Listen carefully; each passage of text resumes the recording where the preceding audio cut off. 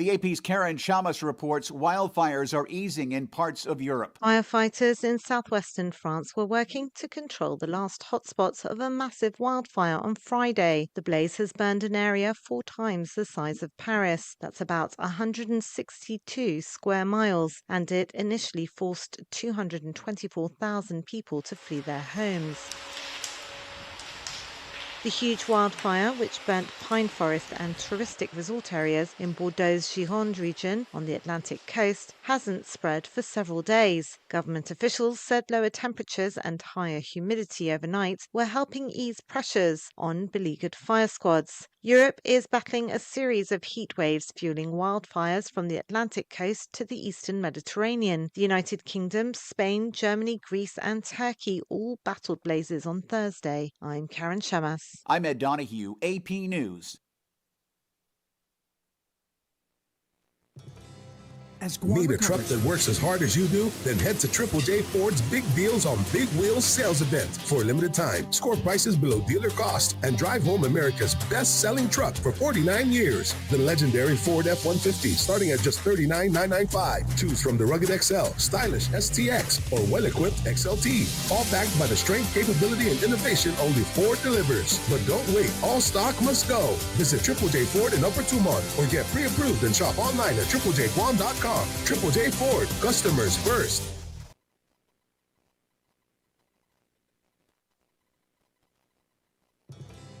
As Guam recovers from Super Typhoon Bavi, GTA is here to help you stay connected and keep you moving. For a limited time, get $400 off any new premium smartphone with eligible plans. Or bring your own phone to GTA and receive up to $300 in account credits. To support your recovery, you'll also receive a free $100 76 fuel gas card. Terms and conditions apply. Visit any GTA retail store today. GTA, we start with you. Hafaday, Guam!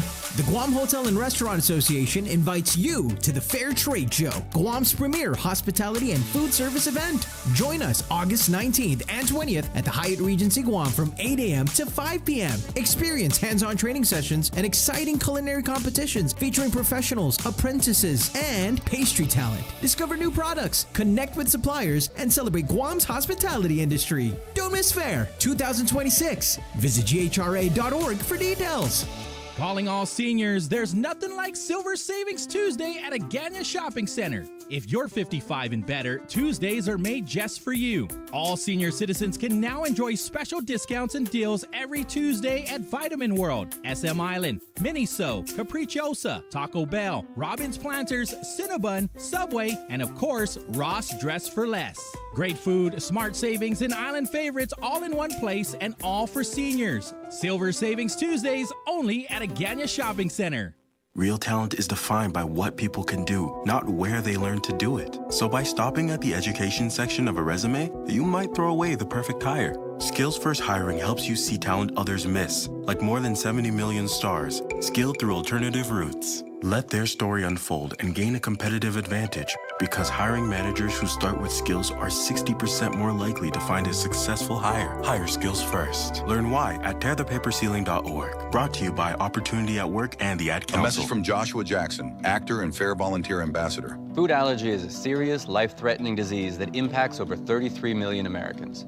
When your immune system sees certain food proteins as a threat, every bite matters. But here's the good news. There have been advancements in the treatment of food allergies, and with one voice, we can create better awareness. Because in the FAIR community, the disease doesn't own us. We own our journey.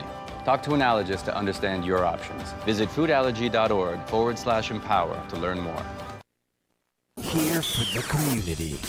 Wave 105 FM. Hey.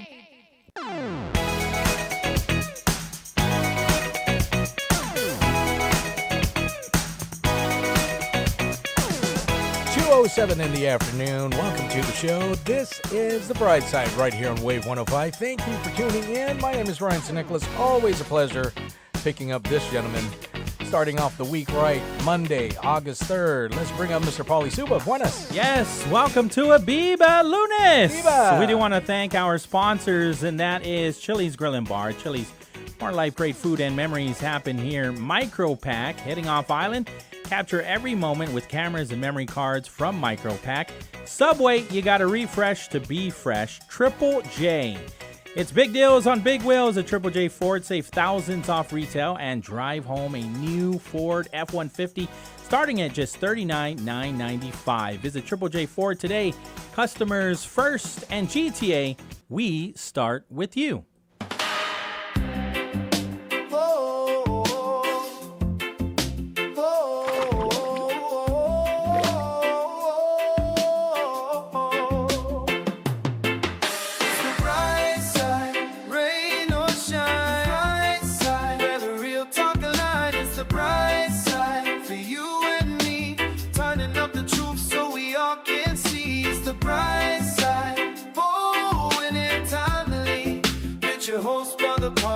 All right, welcome to it. Another week, another bright side right here on Wave 105.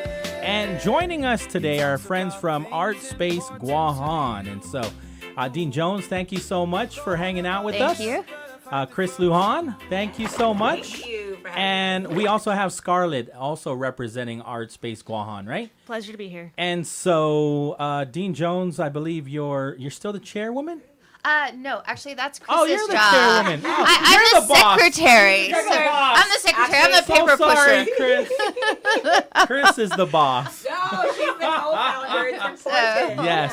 So, Yeah. as the co-founder, I mean, we've had conversations about Art Space Guahan, but for our audience, if you can just share, remind us all what Art Space Guahan is and how it contributes to the community.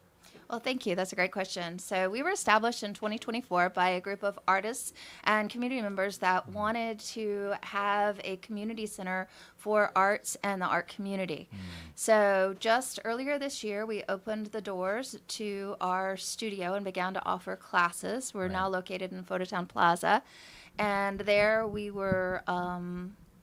we're able to invite people in to see all the different things we're doing. So the idea is to make art accessible for everyone, as well as give artists a platform where they can possibly sell their work, be supported as an artist, develop a career, and also have a network that is inclusive for them. Yeah, I have to say, I remember the gala that you had at the Guam Museum. Yes, that was amazing. Yeah. Yes, Art Bash. It was so amazing. I had a great time there. Thank you. Yeah, Thank and you. so many people understand the importance of art, and so it was just great to see a whole community, the whole island turn out.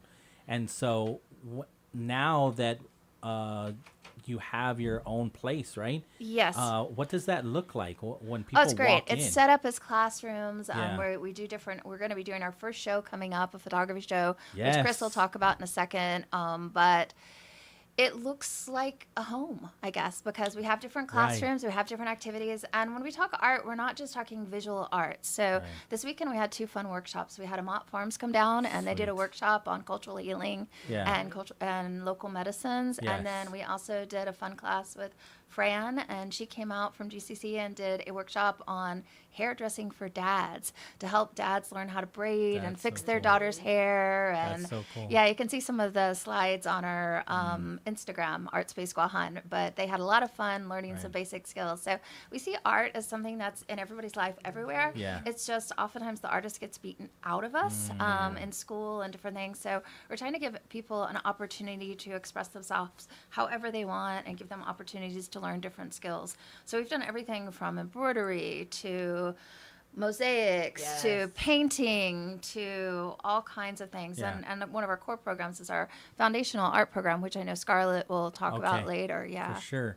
Well, I mean, when we think about how important that facility is, right? I remember when we were first having the conversation, and the goal was to fundraise so you can have so this we can have art it, and we did space. it. We did it. Yes. So now we have the space. Yeah, Yes. and that's so, that's got to be so fulfilling, right? Because a lot of the hard work and the volunteers, and the fundraising and the supporters, all of that just came to fruition. Yes. And you're seeing all of your hard work now pay off in the work that is happening in this community. Yeah, and we're always looking for new artists who might be willing to teach classes. We do pay our artists for the classes they teach. Yeah. We're up to whatever ideas you have. Just you can email the information to studio@artspaceguahan.org. Everything's on our website, so Sweet. it's easy to find. We also tell the community that when you take a class, so people pay for some of the classes, and when they do, we're able to actually use some of the money off of that to provide free seats for individuals that couldn't necessarily pay. So I would say on average about 20% of our population is on scholarship coming in, and we do tap into Gumanasi, Ali Shelter, Sanctuary, and the different groups, and we bring in those individuals, as well as we've had individuals in hard life circumstances that have come in, and they're treated just like everybody else, and they're accepted just like everybody else, so nobody knows but us as far as what's going on. And often it really allows them to bloom and grow and have this awesome opportunity. And also as a nonprofit, we try and keep our prices very low. So for like our foundation class, the classes themselves are only $25 a class. So I know I pay more sometimes for gym classes than that, but the idea is to try and make it so that it is accessible. For sure. And so that everybody has the opportunity to attend these classes. For sure. And so we've got a number of classes coming up, right? Yes, this we do. month, featuring the opening of Reframed, a photography show. Yes, Chris, you can Chris, so yeah, I'm help going me to talk out. a little bit about Yes. that. So we're pretty excited about our first exhibit because it pays homage to our what was formerly our studio. It was the old photo town. That's right. Yes. That's so right. so we felt like to honor that legacy, we would let our first exhibit be an actual photography show. And so you're going to have the OGs like Vic Gonzaga and Steve Hardy. Oh, their wow. I work just on saw 'em display. over the weekend. Yeah. So we've got around 10 different photographers that from newly Sweet. up and coming Brand to new, some have never shown. yeah, some have never shown, and Vic is actually highlighting some new work for sale, and all of this is for sale. We take no commission. We just want the community to come down and celebrate these photographers. Like Dean said, it's all art forms, right? Okay. And that includes photography. So we're pretty excited about that. Okay. It opens Thursday, August 6th. We'll have light refreshments. And no entry fee. It's free, open to the public. Okay. And it'll be open through October, but we Okay. wanted to open it before our open house I love and that. market, which is Art Yard, happening Saturday. Okay. We wanted to at least, have them come and meet the artists from Yes. the photography show, have a chance to do one-on-one with them and just talk to them and get their feedback. But the exciting thing is that they actually have a studio where they can display their work without having to pay Right. someone. Studio fees. Can be expensive, studio right? fees or anything. And that's Yeah. why we're, that's why we exist, Sure. And so that'll be really exciting for us. And it's a good segue into the weekend, which Yes. is our art yard, where we're Okay. going to feature 25 local artisans that have, whether they painted, sewed, their Yeah. plushie or made their jewelry, they're all going to have their work on display inside the studio. Nice. So we'll have their little booth space set up in all our different classrooms able and to our walk through open the studio. spaces. Okay. Because we want to encourage the community to come in and see our space Yes. and come see the exhibit and all the local artists that will have their work there. And that is Saturday, this Saturday, August 8th, from 10 a.m. to 4 p.m. Nice. And I know it's deceiving, but at the Photo Town Center, there's plenty of parking. It's in the Okay. back. Okay. So yeah, Got so it. I just want to encourage people, come. You don't have to carpool. It's not a tight space. There's a lot of parking in the back. That's so good. So yeah, and that again is also free, open to the public. Right. And we made the call out for vendors, and man, we sold out within like Days. what? Yeah. It was really hard, and we just tried to make it as inexpensive as we could. Exactly. We were like, how low can we make this so we can cover all the tables and everything we need to rent to make this go off? So Right. we're not profiting from it. The whole Right. thing is to help the artists and get Yes, people showcase in, their stuff. Showcase their stuff. Yeah. So we really want to encourage the community to come out and see what our local artists, provide, and it's a good, kind of, and then culminates into our foundation classes, which Yes. is happening Starting the next week. the next week, Okay. and that's where Scarlett can talk a little bit more Yes. about that. Yeah. Yeah, help us out, Scarlett. What can we know more about this Foundation's art program? Well, we firmly believe at ArtSpace is a safe space for Okay. everybody and every artist out there. It is definitely one of the mantras that we talk about a lot in class, that ArtSpace is a safe space for artists. Yeah. Specifically because everyone is an artist. Every kid grows up loving to paint or draw, and it's only until someone tells them, you're not an artist, do they stop. And at one point in your life, you stopped. So with Art Space, we're here to bring it back.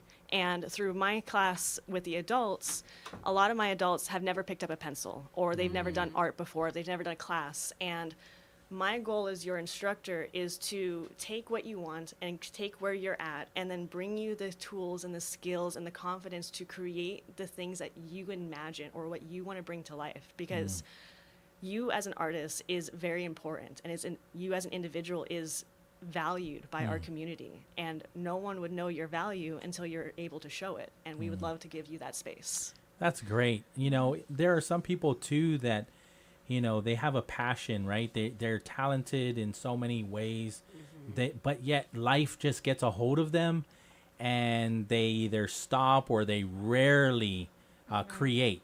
And so what you're doing is creating an art space or a time or just a moment for somebody to take a break from the realities and do what they really love doing. Exactly. We have children's classes, so we take all the way down to, are we taking 6?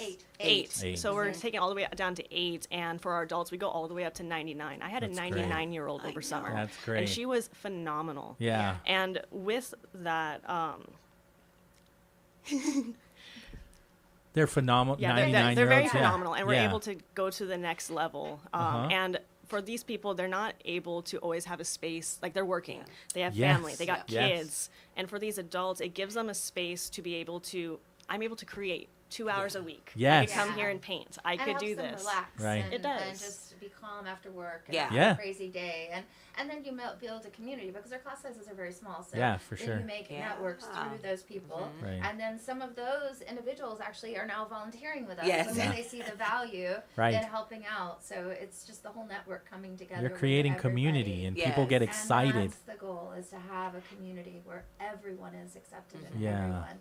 And in fact, when we were looking for a space, that was one of the really important things. We had to find something that was accessible. Yeah. That's why we are on the first floor and we are accessible. So, That's so great. people can come in wheelchairs, because we have had students come in wheelchairs Yes. to take classes. That's great. That's great. Well, I'm super excited. Again, this is starting Thursday, right? All of the events, yeah. Yes. Yeah. All the events. So- First with our photography Right. show. Yes. Yep. And that is going to be, the opening is on Thursday, and that will Yes. be August 6th from 6 to 7:30. Right. And like I said, free, open to the public. And then if you can't make that, then you will still see it all the way through October 8th.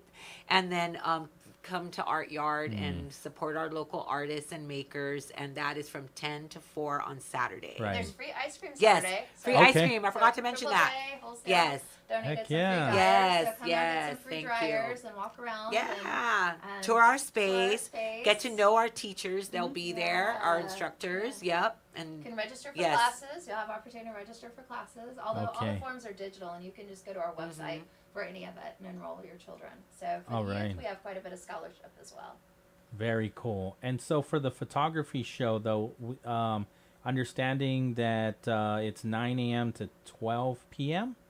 oh No. no, Oh, that's sorry, the that was drop-off. the drop off. Sorry. Okay. Yeah. I'm so sorry. Okay. Yeah. The photography show is in the evening, so I Okay. work on Thursday night, 6 to 7:30. Yeah. Okay. We wanted to give the artists an opportunity for a quiet opening, because we know Saturday will be crazy and a lot of people will be looking at their Yeah. work. So There you this go. is an opportunity for them to bring their family and their friends That's and right. for other members of the community. Yes. Especially if you're a member of Phototown. Yeah, Like, I have yeah. pictures developed there. Yeah. So it's kind Yeah. of cool to go Yeah. back in, and like now it's an art studio. Yeah, so Vic dropped off some of his old albums Okay. with actual prints from Phototown and dates on the back. So we're going to showcase that just to, have Pay some. homage to Yeah, the whole- pay Nice. homage to the Yeah. whole Phototown. So it's kind of cool. Yeah. Nice. And then, Scarlett, if you can kind of just share the importance of just being somebody that inspires so many people through your classes. So, with my background, I've had a lot of different instructors, mentors, teachers, people who've guided me to this Yeah. stage. And it's very important to have someone who's going to lead you in the direction you want to go. That is also going to build you up while you're doing it, because nothing will destroy you more than looking up to someone and then they just tear you down, or they talk down to you, or they slowly kill your creation, because you as an artist is obviously, you're very individual. Sure. And you should be able to capitalize on that. And just because you make art a specific way does not mean it's wrong. Right. It's not my place to tell you it's wrong. It's my place to help get you where you want to be. Right. Yeah. Personally, yep. And art is vulnerable. Yeah. You know, you're sharing Yeah. a part of yourself. But, you know, Yeah. I was talking about earlier today. I am more of a writer, journaler, that kind of thing. Yeah. And I love doing that kind of stuff, but I'm not necessarily going to share it with you, right? Kind of thing. And it's the same thing for visual artists. Sometimes they'll be willing to share it within their class or with their teacher, but they don't necessarily want it hanging up in the Hyatt or somewhere. So, you know, we have artists in all different levels, you know, professional artists like Scarlett herself who, you know, sells her stuff and does very well, as well as people who just do it for fun. Right. You know, that's just a way to relax. And there's no bad art. Right. You know, all art is whatever you want to make. I love seeing their stuff. Like when with my students, they come in early and then they also stay late for the classes because they want to have their one-on-one time, and I'm very happy to give it. And with that, they are so excited to show me. They're like, look what I did over the weekend, or look at what I worked on from last week, or look on how much I improved. And it's just so incredible to see the light grow within them. Yeah, I love that. And so there's so much happening at Art Space Guan, even beyond these events, right? Yes, and we have ongoing workshops. Right. Yes. So in August, that lineup's coming up. We have a bunch of fun workshops coming up. Those are usually Saturdays. People can drop in. We've got a fun one with pizza. CPK donated some pizza for one. It's kind of like a night.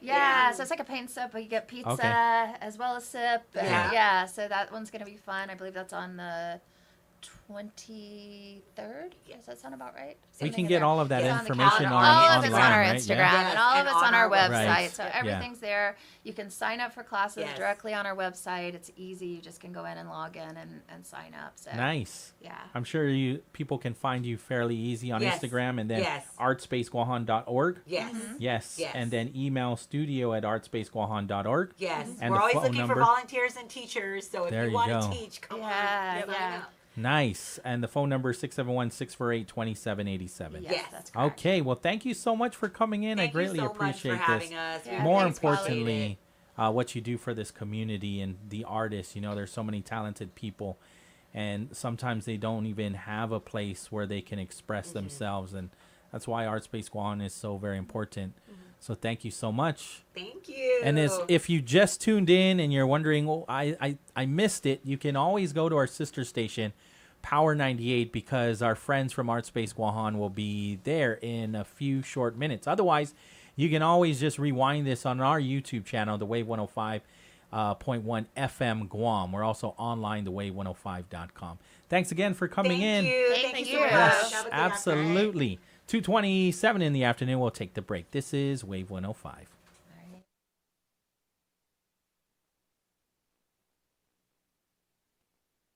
Need a truck that works as hard as you do? Then head to Triple J Ford's Big Deals on Big Wheels sales event. For a limited time, score prices below dealer cost and drive home America's best-selling truck for 49 years. The legendary Ford F-150 starting at just $39,995. Choose from the rugged XL, stylish STX, or well-equipped XLT. All backed by the strength, capability, and innovation only Ford delivers. But don't wait. All stock must go. Visit Triple J Ford in Upper Tumon or get pre-approved and shop online at triplejguan.com. Triple J Ford, customers first.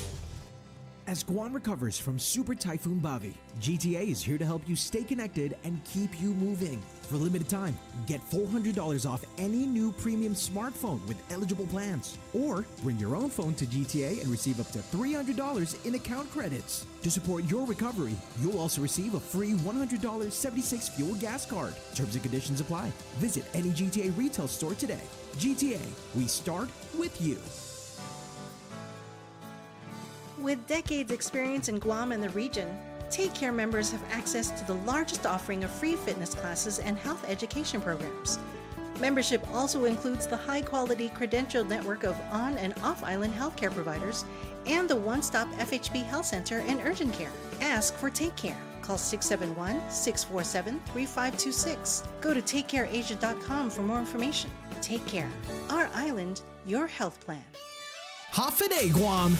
The Guam Hotel and Restaurant Association invites you to the Fair Trade Show, Guam's premier hospitality and food service event. Join us August 19th and 20th at the Hyatt Regency Guam from 8 a.m. to 5 p.m. Experience hands-on training sessions and exciting culinary competitions featuring professionals, apprentices, and pastry talent. Discover new products, connect with suppliers, and celebrate Guam's hospitality industry. Don't miss Fair 2026. Visit GHRA.org for details. Calling all seniors, there's nothing like Silver Savings Tuesday at Agana Shopping Center. If you're 55 and better, Tuesdays are made just for you. All senior citizens can now enjoy special discounts and deals every Tuesday at Vitamin World, SM Island, Miniso, Capricciosa, Taco Bell, Robbins Planters, Cinnabon, Subway, and of course, Ross Dress for Less. Great food, smart savings, and island favorites all in one place and all for seniors. Silver Savings Tuesdays only at Agana Shopping Center.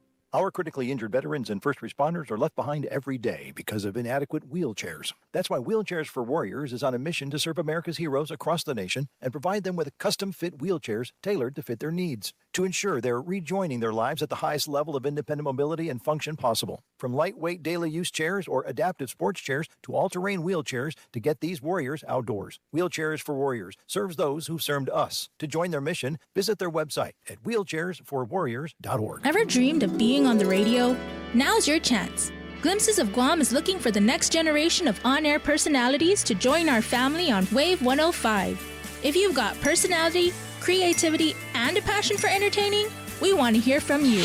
No matter your experience level, this could be your opportunity to be heard across the airwaves. Send your resume and a short demo to jobs@glimpsesofguam.com and start your broadcasting journey today. Join the Glimpses of Guam radio team. Your voice belongs on the air on Wave 105.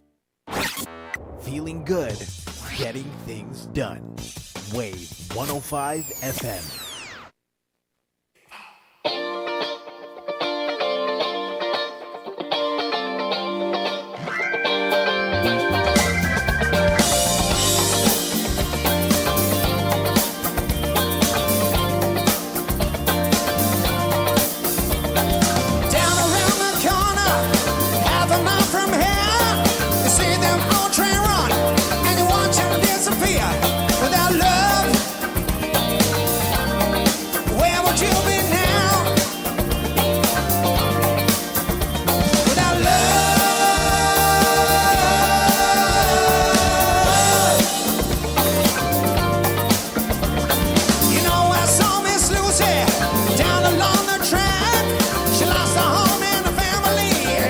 Welcome back to the show, 2:31 in the afternoon. Thank you for tuning in.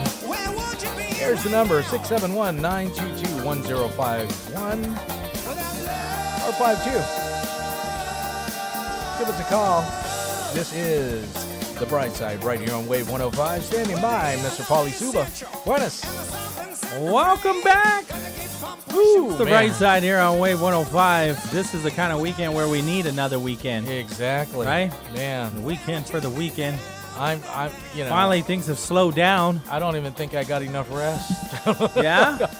Because, I was all over the place. I went around the island. Same. Hitting all the polls and precincts. I think I just missed PC Lujan and GW, but other than that, I was able to go check out most of the polls. Yeah. It's always a nice drive, right, to go down south. Very exciting. Yeah. And, if I had to, choose... The excitement at the hospitality tents. Which village had the best barbecue? Who got it? All I know is I just Malesu. saw...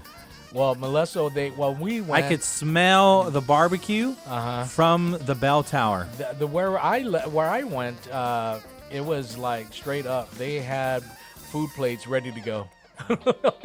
So people come in, say hi, and they're like, all right, here you go. It's like a bento box of love right there. There was dancing on the streets in Liguan. Oh, man, really? Yeah. Ukuru was really, really nice. Man, I saw That's where everybody ended, right? Yeah, that is Ukuru. the final push. I was there maybe 6:45-ish and checked it out because I knew that's where people would end up, but I think people were starting to roll in when I got there. Yeah. And like I said, the excitement was there. However, the voter turnout seems to be almost stagnant of being low.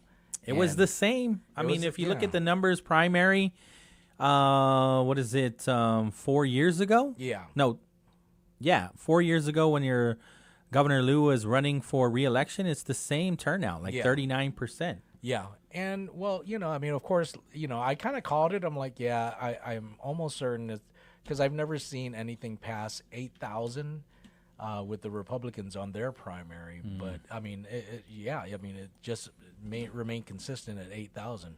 Never passed, right? So, and I believe the total amount of votes that the Democrats has was about 13,000.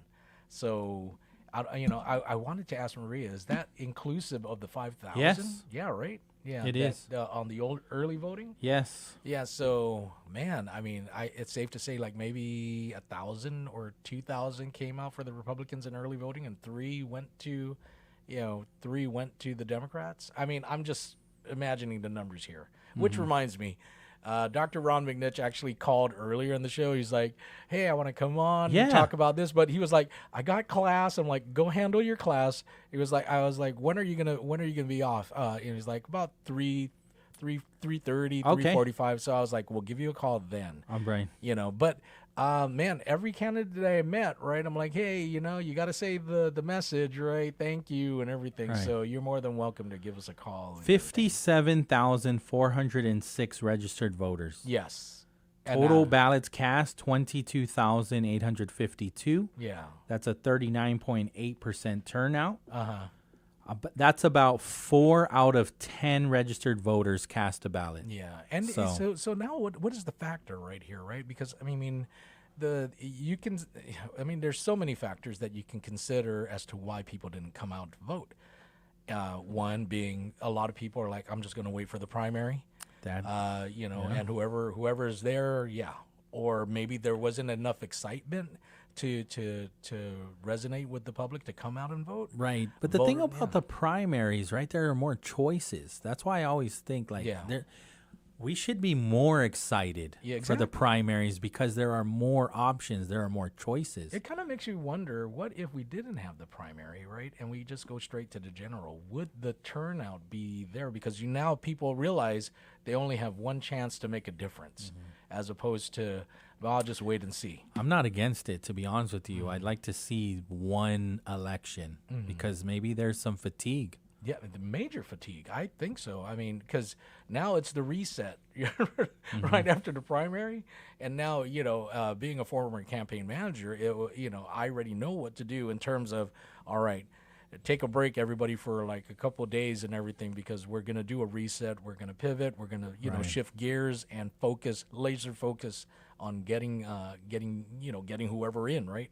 And so now this is the reset. Now everybody's just thank you, and they're tired and everything. And now you have 2 teams, actually 3 teams that are out already out of the 5, and so the person that is successful in grabbing these people is going to be the next governor. Oh, for sure. But your message has to resonate. Your message has to, come along the lines of their beliefs and their values. And so how do you lick your wounds, right? You have the kumbaya moment, and, you get, you reach out. I mean, I saw Tony and EJ at their headquarters, and Vice Speaker Tony was already reaching out right after the concession speech from Speaker Blas. He said it on the air. It was live. It was televised, where he said, I'm looking forward to working with Lieutenant Governor Josh and Senator Tina, likewise with Senator Joe and Senator San Nicolas, and we invite them to come and help us lead Guam. And I was like, man, this guy is good already. He is straight up, thinking about, look, now we got to shift gears, and now we got to bring these people in to the fold. And because now you got to look, right? Most of these people that are a part of this administration, especially the limited term employees, they really have to think. I mean, how they get to keep their jobs? Exactly. How do they get to keep their jobs? And that's where the deal making happens, right? Take care of my people, and we got your back. I don't like that. I know thought process. but that has been. Do you really want a governor that's going to promise jobs, or No. are you want a governor that's going to do the right thing, whether or not the same people are still in the same seat next election? Because that to me is just not the right. That's not the right statement to make. Well, I believe you got to do it for the yeah. people of Guam Yeah. that aren't even in government. No, you're right. But I believe that if a limited term employee has a job and it is making a difference with programs that they're providing, then sure, I'm all for it. But it doesn't necessarily. The programs can exist. Otherwise, make them classified. Of course. Limited term employees do not make the government of Guam run. I am good. Classified Trust me, employees do. I am totally against anybody that gets a job, for political purposes, right? Yeah. And to sustain your longevity in politics in whatever office you're holding. That's fine, okay, but I'm not. I don't subscribe to that. Right. But if you were picked up because they needed somebody and you're good at your job, then these are the things that we need to consider. Maybe it might be a case-to-case basis, but at the same time, but that's the name of the game, because nowadays, before it used to be, what can you do for Guam and everything, but with everybody being cynical nowadays, it just comes down to this, Pauly. What are you going to do for me? I don't care about Guam. What are you going to do to make my livelihood better?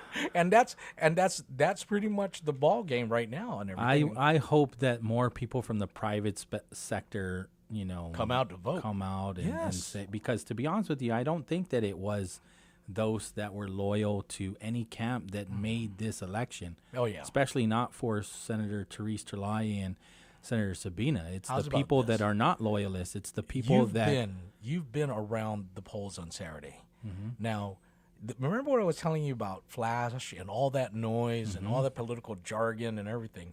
But if you looked at all the precincts, what I've seen with Therese Terlaye and Senator Sabina was they were away, they were off to the side, and it was a pop-up tent with probably 2 or 3 people. Yes. Right, and look at the victory they had. So what does that tell you? And I've experienced all of the polls, and I've seen it. That is a sign of a major silent majority. There's no flash. Nobody's going to come out and rah rah rah, use the T-shirts and yell their guts out pretty much for where everybody's going to be heard and chant your Gazu's name. Right. Right. It was silent and deadly. I'm just like, wow. There was no flash. They had the signs. They had their people waving, and I thought it was a modest campaign that they did. But look at the results that came out after Saturday. They're like, I think, what's the numbers? I have it with me. So the numbers for Terlaye Perez is 6,387. Against Lieutenant Governor Josh and Senator Tina's 5,927. Exactly. And so I think right here, Joe and Senator Dwayne, Senator Joe, 1,041. It's almost like, in other jurisdictions, right, they have what you call the nuisance candidates. They're not there to win. They're just there to cause the nuisance. And so what if Josh had the 1,041? Yeah, they win. Exactly. Right. So, maybe if Senator Joe did not run, Josh, it would have been a close race. He probably would have taken. We'll never know, right? Because that 1,041 could split one way or another. Yeah. Because even there was a conversation that was being had by somebody that said, "Oh man, if all of those absentee the crossovers had not crossed over, Josh would have won too." I'm like, there's no way to tell. Yeah. That all the crossovers, 640 crossovers, all were to Josh. I don't think so. Yeah, and it probably still wouldn't have been enough. With the numbers that Senator Therese has. Right. On the delegate race. You can't really dwell on all of these. Yeah. You have to dwell on the real numbers at this point. Otherwise, you're just going to piss people off. Yeah, pretty much. on the delegate race, it was Mary gave a great showing, right? Compared to, she's only like a couple hundred votes shy. And if this is a sign of things to come, then Congressman James Moylan needs to pick it up a I don't notch. know. James Moylan won like 60% of the vote. No, but remember, you're yeah, going... 60.1%. That's a landslide to me, man. Yeah, no, it's a landslide, yes, in regards to Mary's numbers. Yeah. But, okay, now you have Alicia, right, who didn't need to go up against anybody. But what was her numbers? About, 9,000? 9,000, yeah. So, 9,876. Okay, so that already tells you that is her voting block. That is her base, And if James only has a base of 4,000 or 5,000 on top of the 3,000 that may come to me, that may come to him, but then it's safe to say that half of that 3,000 will probably go to Alicia.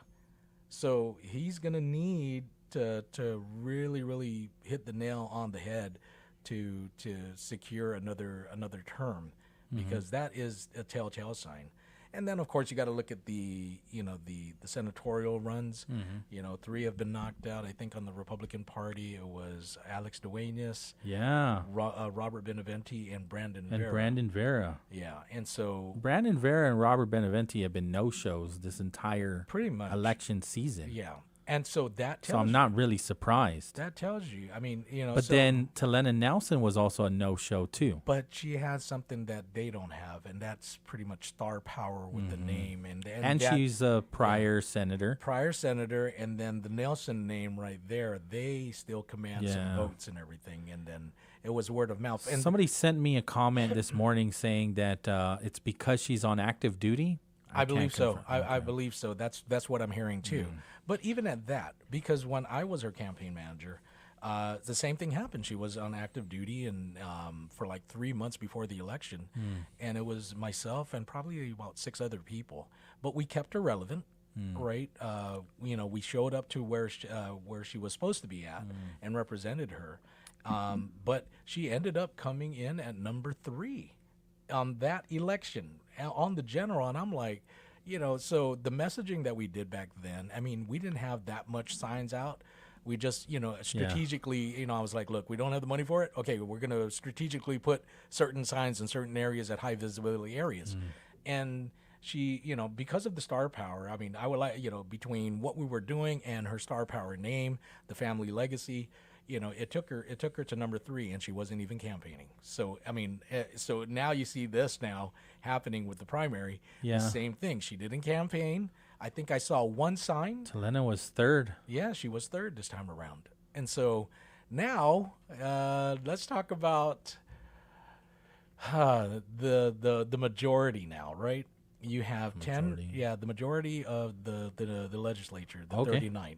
So it's safe to say that you can take the first 10, right, from the Democrats and the first 10 of the Republicans and mesh them together. Now, but that's 20. Yeah. And there'll only be 15. Exactly. So now you have to take the first 10, and then now it just, okay. So Jess is number 1.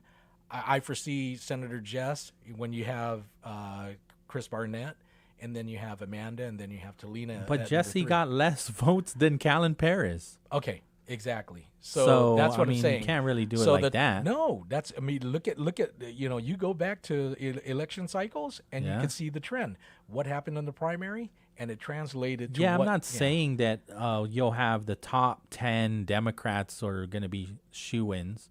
Yeah, because it's hard. People again couldn't cross over. Otherwise, their vote is now is spoiled. And now they could. So yeah, there are people, myself included. I'm looking at one side or the other. I'm like, I wish I could vote for this, but I can only vote on one side. No, you're right. So when I come to the general, I can vote for whoever I want within the 30 now. Yes. And so people are going to jump up and down this list. It's going to jump up and down, but you can already see it because history or past elections will tell you that whoever is in the top on the Republican side is probably going to be in the middle. Right? Okay. So you're going to see the first 3, right? Jess will probably be number 2 or number 3, right? but then you still have Amanda to contend with, and you definitely have Talina Nelson to contend with. So he's going to be like probably 3 or 4. And then everybody else comes in after that. To be honest with you, even if I'm 7th right now, I'm super nervous. Yes. On either side. On either side, yeah. Because now, 7 makes me nervous. So if you are up there, you're going to come down and on the you Republican never side. can tell either, Yeah. right? I mean, I think, no one in their right mind is going to, not even Chris Barnett and not even Jesse Lujan are going to say, oh, I'm pretty safe. Yeah, nobody's safe when it comes to general. And you still have 91 days left? Yeah. Anything can happen, and the legislature can go into session and, run amok pretty much. And that's going to be a deciding factor. So everybody's going to be in their best behavior down in the legislature.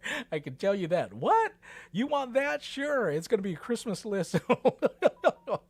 We'll give you whatever you want. I've seen it many times. They're not going to want to piss off anybody because look at this child care thing. That's going to be the one to watch out for. It's back on tomorrow. Yeah, and so how are these senators going to act? The Republicans can say we don't have the money and everything, but for political survival, you got to blame President Trump. Yeah. That's just a fact. No, Listen to what he's saying. He's straight up saying that the federal government should not be paying for child care anymore. It should be the state. Yeah. He's openly saying that. And where do we get our money for the child care development grant? From the federal government. Mm-hmm. Well, it's gonna come down to, all right, that's all talk that I don't care about. Whether it's funded by the federal government or it's funded by local government, right. I want to know what you're going to do about it. And so, how do you appease somebody with $1 when you only have 50 cents, right? Yeah. You just can't. And so would that be a deciding factor of whether or not their political existence will still remain?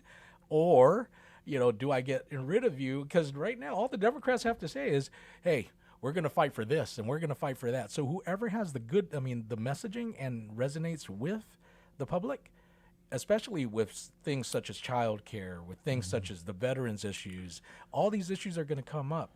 How do you create the message that we got your back, on both sides? Because that's going to be the determining factor here. Sure. And I'm kind of annoyed by all of the rhetoric and all of the messaging. Yeah. I just want people to be genuine. Yeah.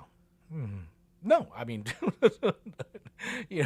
enough of the strategy on how I can become senator or governor. Oh gosh. But but what have you heard, Pauly? Because I've been going all around. It's like, man, I don't like that. I don't like that senator because he or she, I saw him over there and they didn't even wave, and they just looked at me and we said, but that was just didn't even want to talk to him. Yeah, and so I've heard that time and time again, and I'm like, guys, come on. The person's at the grocery store. Do you really want to base it on that? Maybe the person is has to go and pick up their kid or something. You just don't know. No, exactly. But as a public servant, you really have to, there's a saying, for politicians, if you're not kissing their babies, they're taking their lollipops, right? So, but you just have to play the roles. Smile, even if you don't want to smile. Shake the hand, even if you don't want to touch anybody. Yeah, I think that's just the ugly part of politics. It rubs people the wrong way. Yeah, if you look at them the wrong way. I don't like talking about that part of politics. if you say something bad, and we've experienced that. So now we got to go back to the whole Lieutenant Governor Josh's campaign. Yeah. Did the short bus joke make a difference? We won't know. Because it seems like a lot of people, yes, and I've talked to a lot of people, and they have told me it's like, if that wasn't said, I think Josh would have won. I'm like, well, okay, I'll give him that, right? Because it really became its own There's a lot baby. of variables. Yeah, there's a lot of variables, and okay, why didn't so and so make it? Because, well, I didn't hear anything. There was other things. We talked about this too. Is no sitting lieutenant governor has ended up becoming governor. Yeah. So that's, history was not on his side there. And I think, when you think back at history, right? Yes, Ray Tenorio had the best chance to be the next governor coming from the lieutenant governor position. It was just that gun-toting thing. Also, look at before Governor Luliangero was governor. How did she win? She also 30-some% vote. She took 30-some% of the votes too. Yeah. So, you can't say, if it was like this. Well, Governor Luliangero became governor based on these same rules. The rules haven't changed. So Therese Terlahi won the same way Governor Luliangero won. Exactly. So you can't be, again, if you keep doing this whole if it was this way or that way, you're just going to piss people off. No, and it's just going to come down to it comes off as being a sore loser. Yeah, exactly. It just comes down to the message, right? I honestly thought that Speaker Frank had good messaging. Sure. Right. There wasn't a game, there wasn't a YouTube video that I could go on without, Speaker Bloss and all Mario of these Cotta. people that backed up Speaker, I'm very impressed. Yeah. And so now, who's going to carry that message? You first, especially after a primary, you really have to, extend the olive branch and bring these people in. The best politician is the one that can bring the masses, because politics is about addition, not about subtraction. And if you want to win, you need to add to what you already have. And for Terlahi to win, I truly believe that she has to unite the Democrat Party. She does. For Terlahi to win, and also look at the voter turnout and reach out more to the undecided. There are so many, right? 39% voter turnout. There are so many people that are registered voters that one way or another. The village, Dedido, Mangilau, Jigo, go right into those pockets and really, Did you want to come on? You should be able to level with people. And that's both ways, not just Therese, but Tony Atta and any senator, right? Anybody that is running for office. I think it really does come down to humbling yourself. I have to go back to the experience that I had with Dennis Rodriguez. He leveled with me. He had a genuine conversation with me. He didn't care about the time and the amount of time that he was speaking with me. He goes, "What are you interested in? Why? What are you concerned with?" But you see, that's what I'm trying to get. So the messaging and the kissing the babies. No, well, see, that's just it. When people don't even say hi. When these politicians go out in public and they just shun you off or they ignore you and everything, look at what happened with you and Senator Rodriguez. That stayed with you to this day. To this day. Right? To this day. And if he ever came up to you and says, "I need your support," boom, right there. You were going to give it because of that. Well, because he showed me event that happened. Yeah, he showed me his real, genuine, true side. you Yeah. know.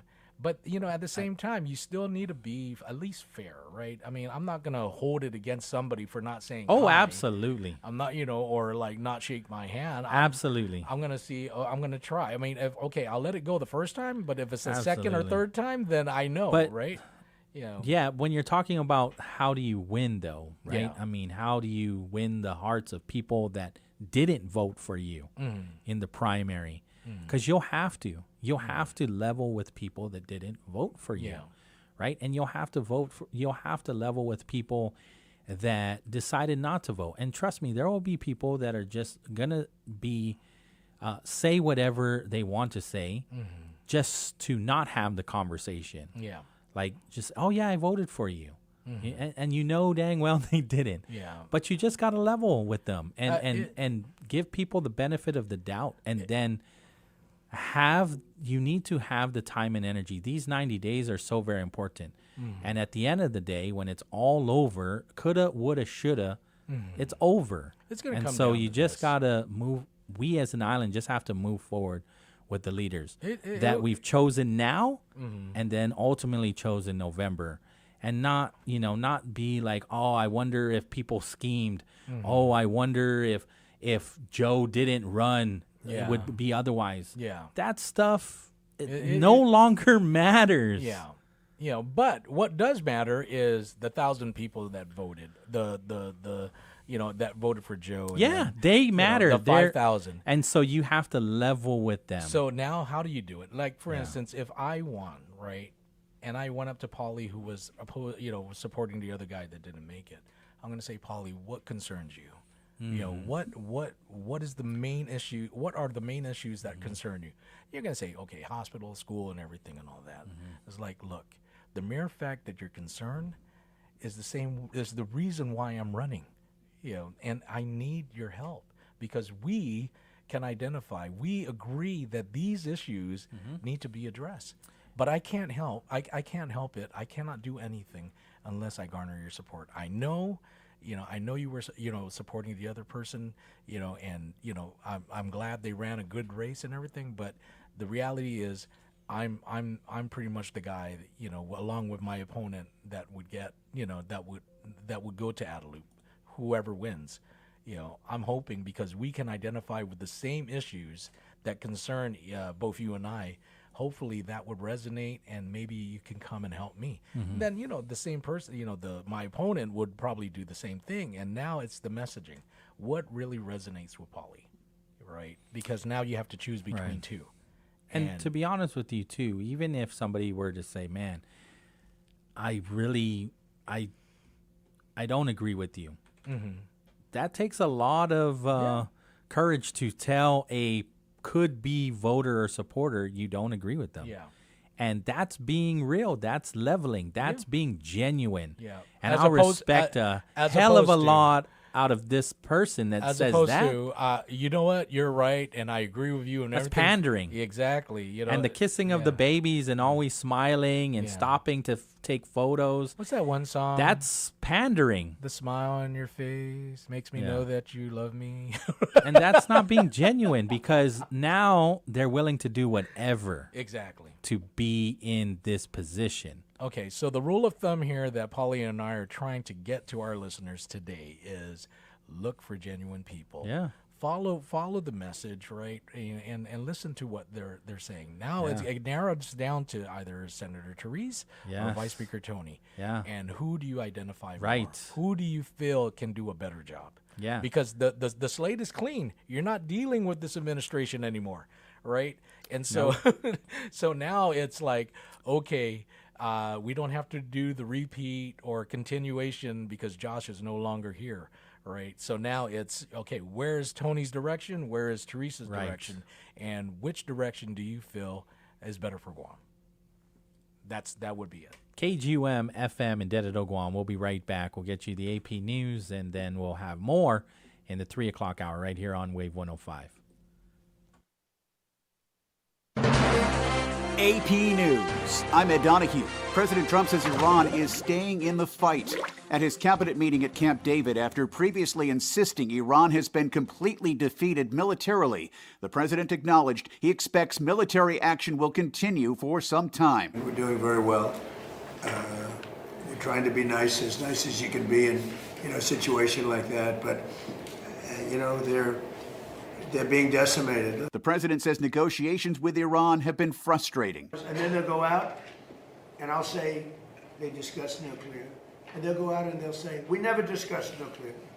And I say, why do they say that? All they do is make me angry. But President Trump was also asked about cyber attacks on Minnesota water systems and possible links to Iranian hackers. You know who's behind it? Minnesota, because they're grossly incompetent. I think the governor's behind it. I don't think there was an Iranian cyber attack. President Trump says the $1.7 billion anti-weaponization fund is dead. The plan to help allies of the president who feel they were wronged by the Justice Department is holding up the nomination of Todd Blanche as Attorney General in the Senate. But the president is defending the fund. I think that there's a group of people in this country, history will show, that were treated like nobody else has ever been treated. So badly, so horribly. Their families have been ruined. Many, many suicides. The fund would have mostly helped those supporters who stormed the Capitol in 2021.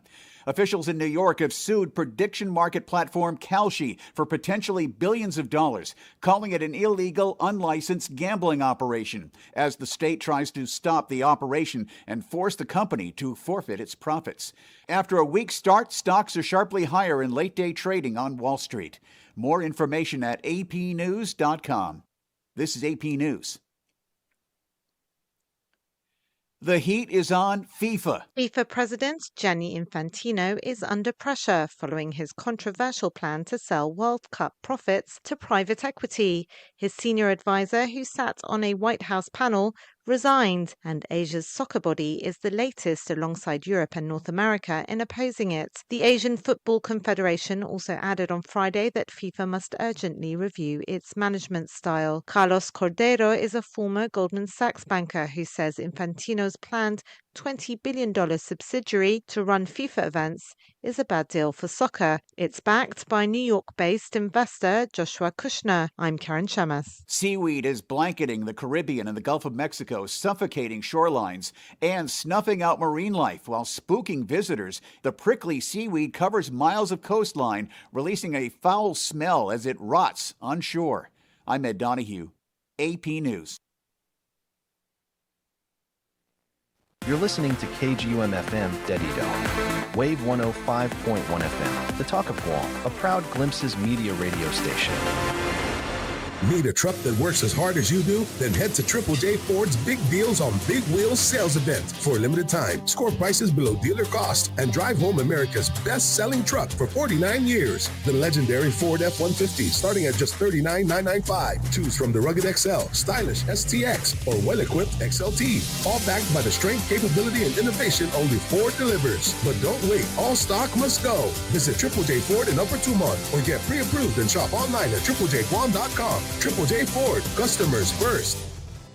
As Guam recovers from Super Typhoon Bavi, GTA is here to help you stay connected and keep you moving. For a limited time, get $400 off any new premium smartphone with eligible plans. Or bring your own phone to GTA and receive up to $300 in account credits. To support your recovery, you'll also receive a free $100 76 fuel gas card. Terms and conditions apply. Visit any GTA retail store today. GTA, we start with you. With decades experience in Guam and the region, Take Care members have access to the largest offering of free fitness classes and health education programs. Membership also includes the high-quality credentialed network of on- and off-island healthcare providers and the one-stop FHB Health Center and Urgent Care. Ask for Take Care. Call 671-647-3526. Go to TakeCareAsia.com for more information. Take Care. Our island, your health plan. Hafiday Guam! The Guam Hotel and Restaurant Association invites you to the Fair Trade Show, Guam's premier hospitality and food service event. Join us August 19th and 20th at the Hyatt Regency Guam from 8 a.m. to 5 p.m. Experience hands-on training sessions and exciting culinary competitions featuring professionals, apprentices, and pastry talent. Discover new products, connect with suppliers, and celebrate Guam's hospitality industry. Don't miss Fair 2026. Visit GHRA.org for details. Begin. We are Guam. Wave 105 FM.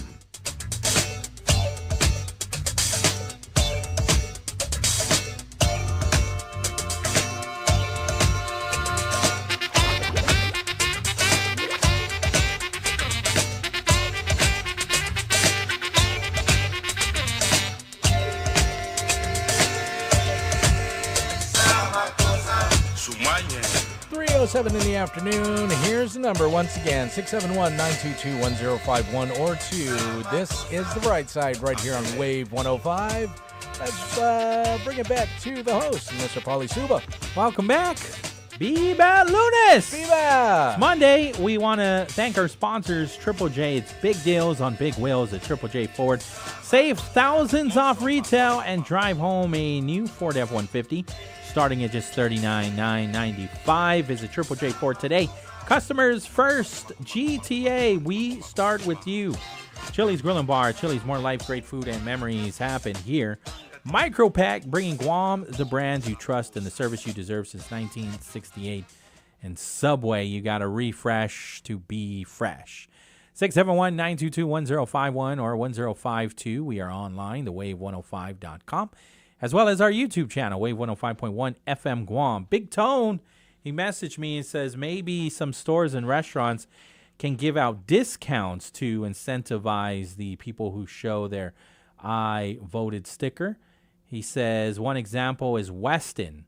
Weston was giving out discounts at their restaurant and stores and at their coffee shop. That's a good idea. Excluding alcohol products. I still have my How's sticker. that for voter apathy? There were 3 of them, right? So this was the one that I picked. I really love this one. I got one. I got mine. I voted sticker. And this is from Janaea Beneventi of J.M. Guerrero Elementary School. She drew this. I think that was great. I mean, this is Very one way, nice. too. I to like it. You know, obviously the kids are doing this, but they'll remember this. You know? Is it supposed to be like the quarter that we have, or because it kind of looks like, right? Does it? Yeah. I like it. With the proa in the back. Oh, okay. And everything, yeah. And the latte, right? I think there's a latte there. Yeah. It looks nice. Yeah. Maybe that should be our next design for the quarter. Yeah. We have a caller in line 1, Mr. Jason. Off a day, Jason. Hey, Pauly. Off a day, friend. How's everything? How was do they call it Super Saturday? I don't know. Yes, it was Super Saturday. Yeah. Yep. How was Saturday for you? It was awesome. I voted, because I was listening to what you were saying, and a lot of things were resonating in my head. But first of all, before we get started, the pads come on for the NFL tomorrow. There you go. Hey. Yes. Yes. What up? The full contact. Debo's back tomorrow. to the 49ers, baby. We got Debo back. Hey, Woo! we're playing you guys this year, so. Debo! I'm so excited. Okay, man, I was listening to what you were saying, both you and Rai, Yeah. and you guys made a lot of good points. Okay. And, listening to how it went, it really made a difference in my opinion. And I paid attention to all 5 Go for it. camps. Okay. Tell me about it. Because of the fact, let's unpack some of this, Bowie. Yes. Okay. As a registered voter and a taxpayer, I don't make that much money. A lot of people like to say that. Well, you do make good money, but I consider myself in the middle. Okay. Yeah, Middle ain't nobody class. ain't And nobody I getting always rich talk being a about the government middle class. employee. Yeah. You're doing well, I understand, but ain't nobody getting rich being a government Correct. employee. Yes. Okay.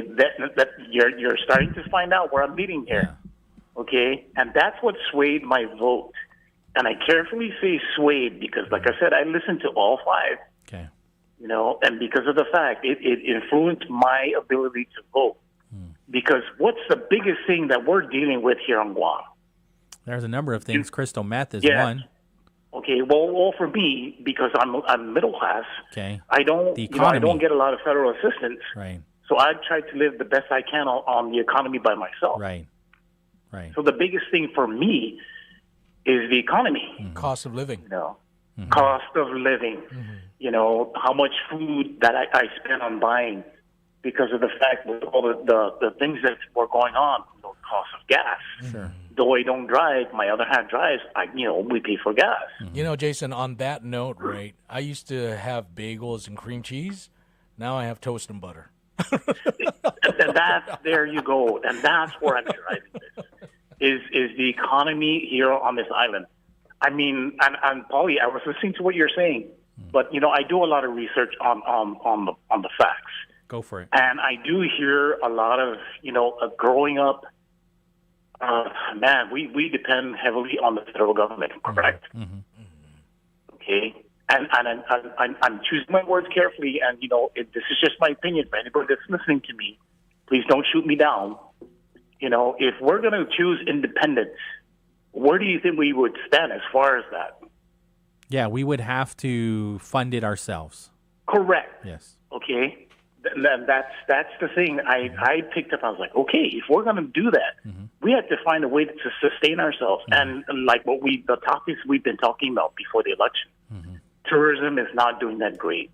Cost of living is high. Gas is high. the middle class, we don't get any. I don't get any federal assistance because I chose to be independent. And I don't want to live that way because of my disability. I don't want people saying, "I'm a CC, Jason."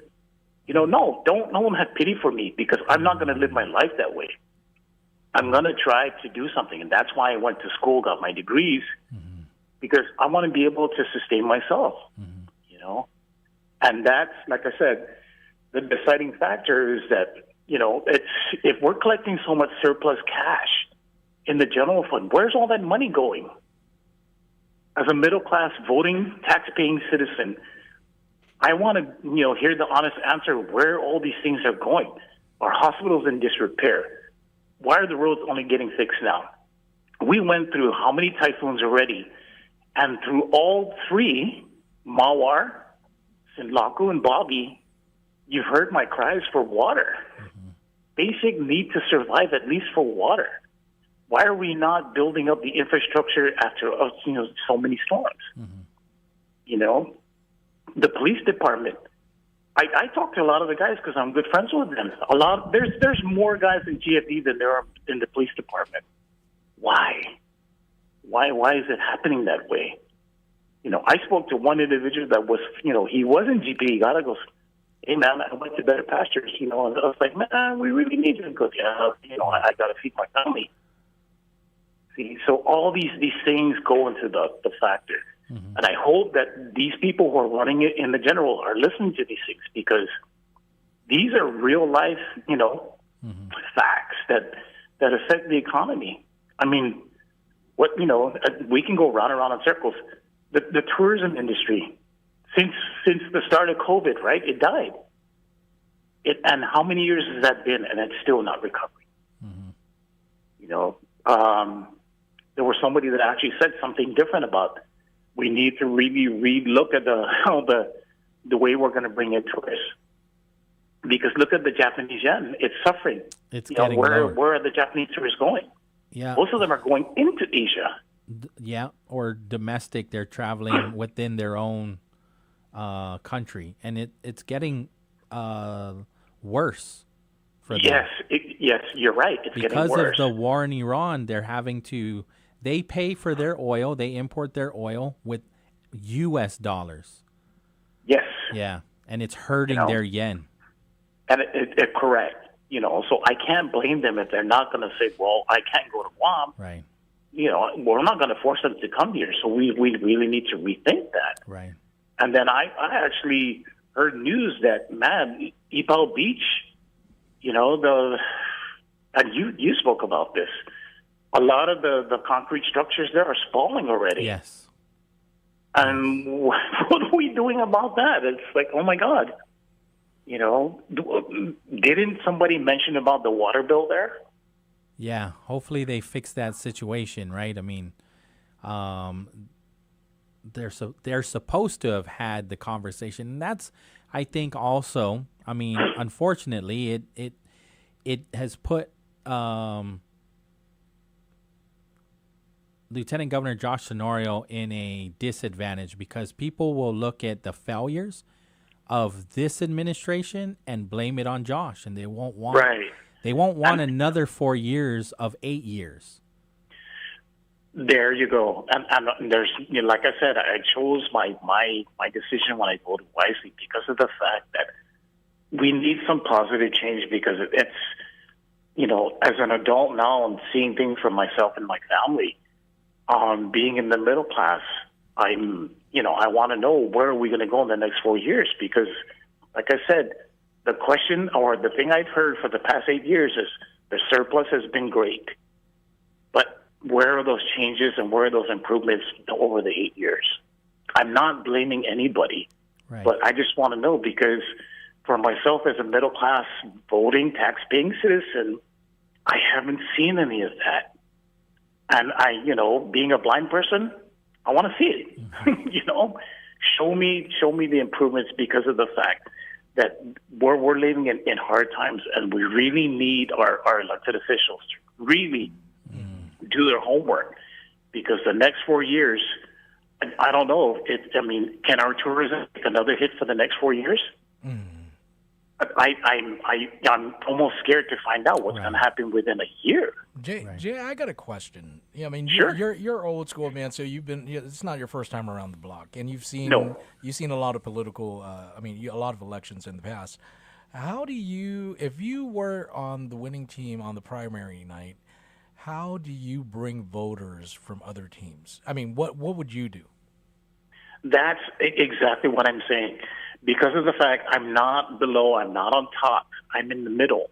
You're going to have to sway me to help me understand how are you going to better my life as a person here on Guam living. It's funny because of the fact, right? It's funny because I was just telling Pauly the exact same thing. I don't care what you do for Guam. What are you going to do for me?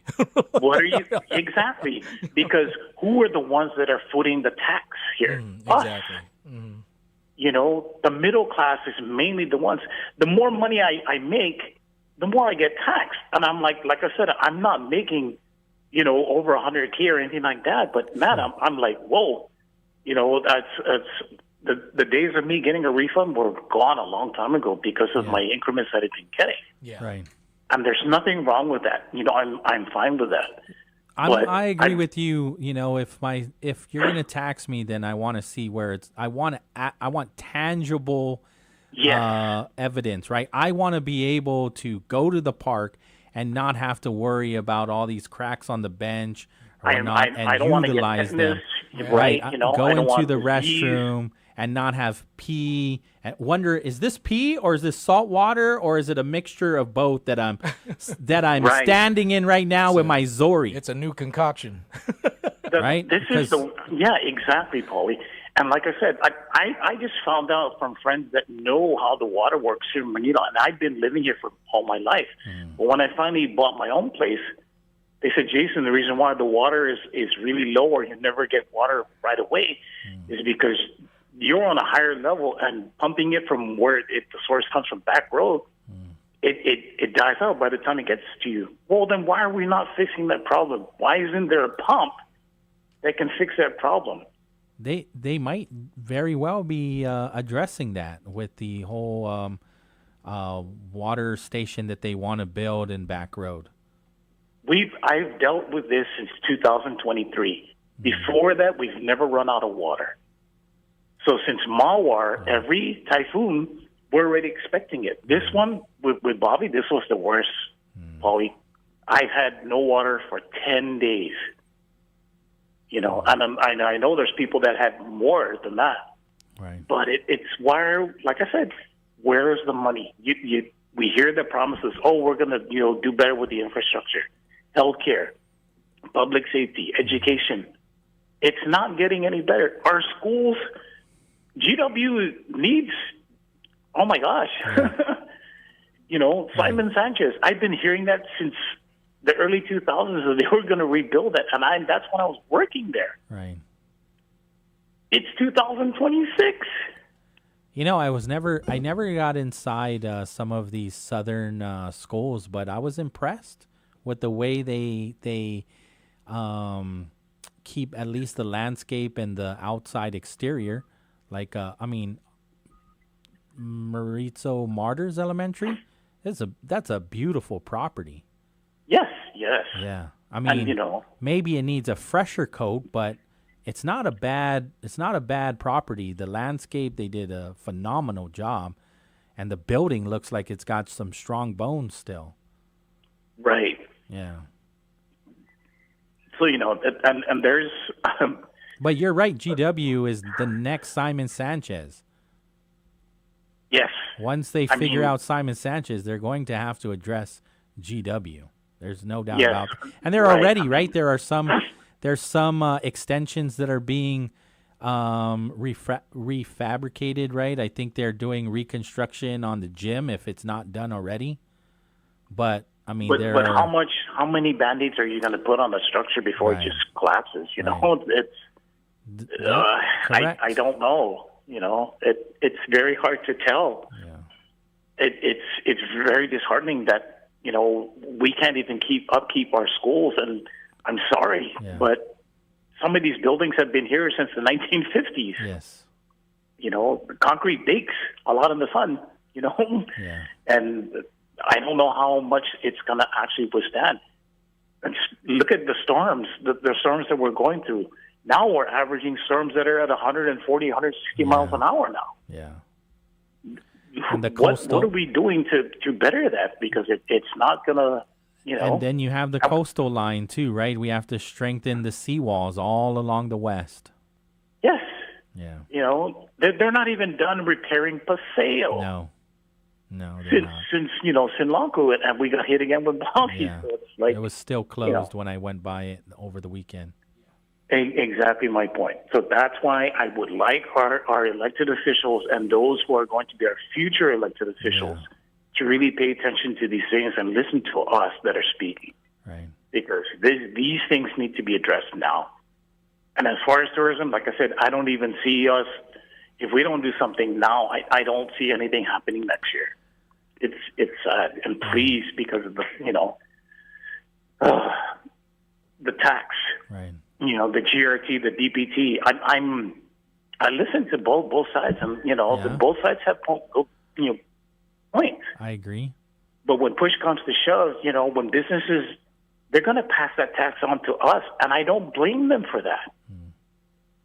They got to be very careful with that as well, because businesses got to make money, right? Sure. But they provide the product for us here in the economy, because we don't make our own food. We have to 99% of the stuff that we eat is being shipped here.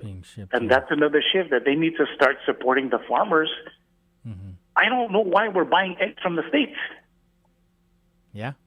I like to think that if you got a QC, a qualifying certificate, if you're a business, right, the BPT of dropping at 4% don't apply to you. We're ready to give you a tax break. I mean, also have a real conversation with the farmers. Bring them all in. Yes. Like, how do we support you so that way we can make sure that people are availing of the agriculture that you're producing, that you're growing. Yes. You know what I want to see come back, Pauly, is the Tinian beef. Man, that was awesome back in the day when I was still in high school, right? My parents used to get that a lot of, and it was never from U.S., from the mainland. It was from Tinian. Yep. And that stuff was good. Whew, man. You're making me hungry right about now. That's what I'm saying. A lot of the things that we had back then, it's not here anymore. Kamuti, that stuff grows everywhere. Why are we not, supporting that? Fresh melons, honey, chickens. There's chickens that run wild here. Well, Senator Clint Ridgell is trying to make some of the laws more lax when it comes to owning chicken coops, right? But what do you do in a more dense population like Dededo when your chicken coop is, not even 50 feet away from your neighbors? They're going to be upset with the smell. I know and there then was the aquaponics as well. When I was down at the legislature, they were talking about doing an egg farm on Chamorro Land Trust. Yes. And this is there used to be egg farms all over the place. Exactly. And so, I mean, can that be pretty much, farm to table? Yes. I mean, it's going to be a little bit cheaper compared. It can be possible because I'll tell you this, right? Back in the early 80s and 90s, when I was still growing up, my uncle next door to my house here in Manila, we had a coop. This thing was about 40 feet long and 20 feet wide. And he had chickens on both sides. They laid thousands of eggs. In the 80s and 90s, we never bought eggs because my uncle and my aunt, come and get eggs because there's too much. We were giving it away. Yeah. And the fertilizer. Farmers were coming over to my uncle's house to get the number the chicken food. Yeah. Yes, because that's fertilizer. Exactly.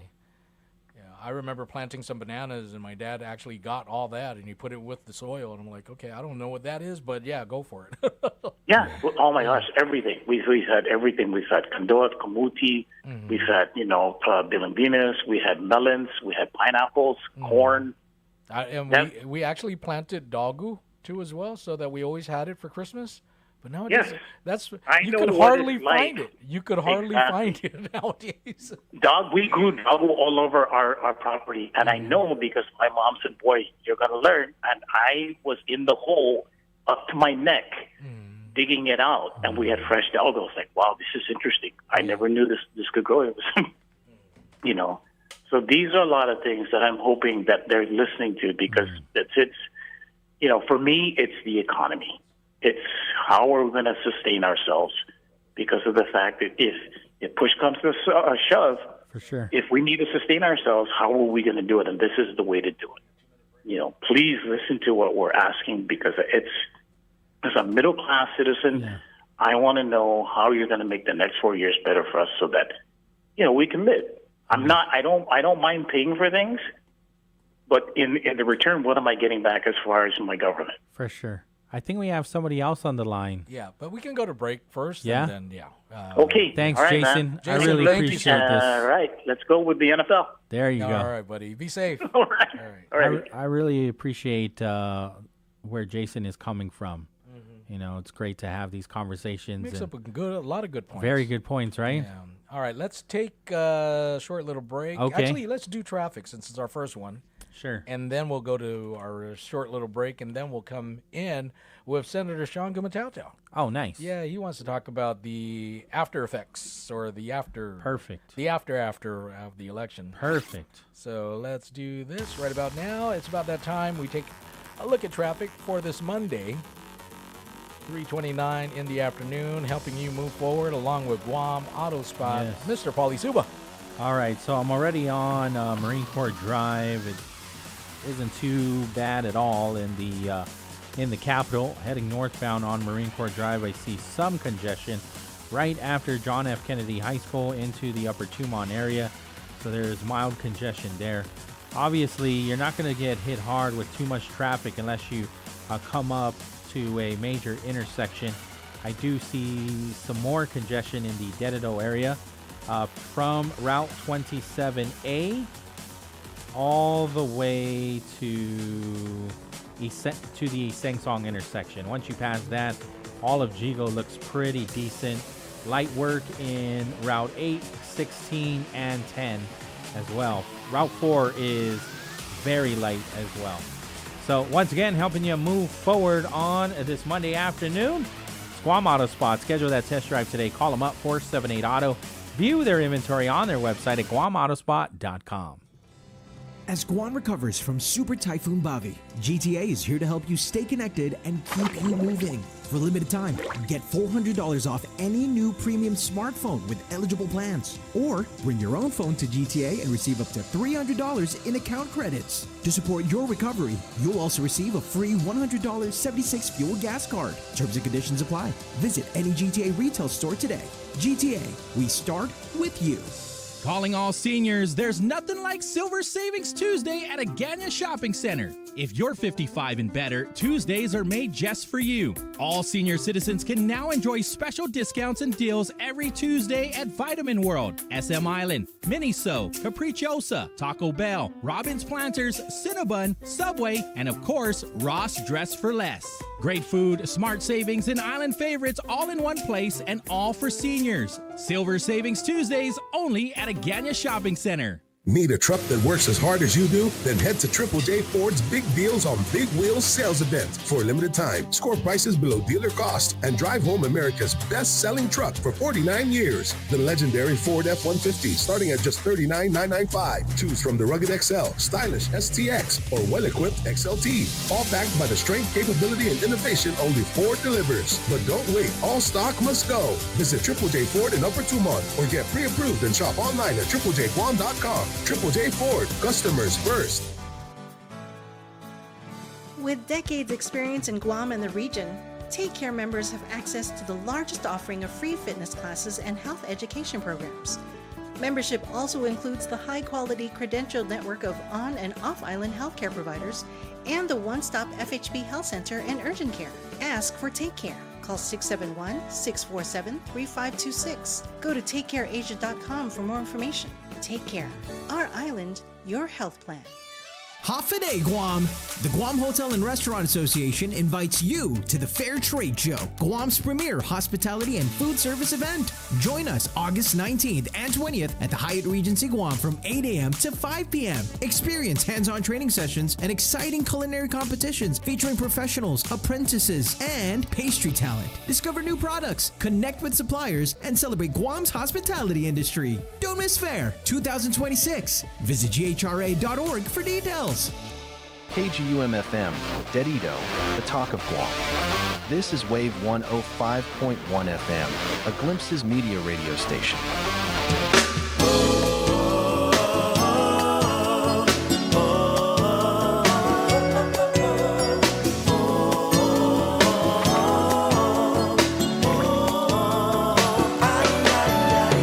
What's that playing on the radio? Why do I start swaying to and fro? I have never heard that song before, but if I don't hear it anymore. 8:33 in the afternoon. Welcome back to the show, The Wave. Wave 105. This is the Bright Side with Mr. Pauly Suba. Buenas. Welcome back. Thanks for hanging out on the Bright Side here on Wave 105. Is Senator Sean still? Yes. All right, we'll take Senator Sean. There we go.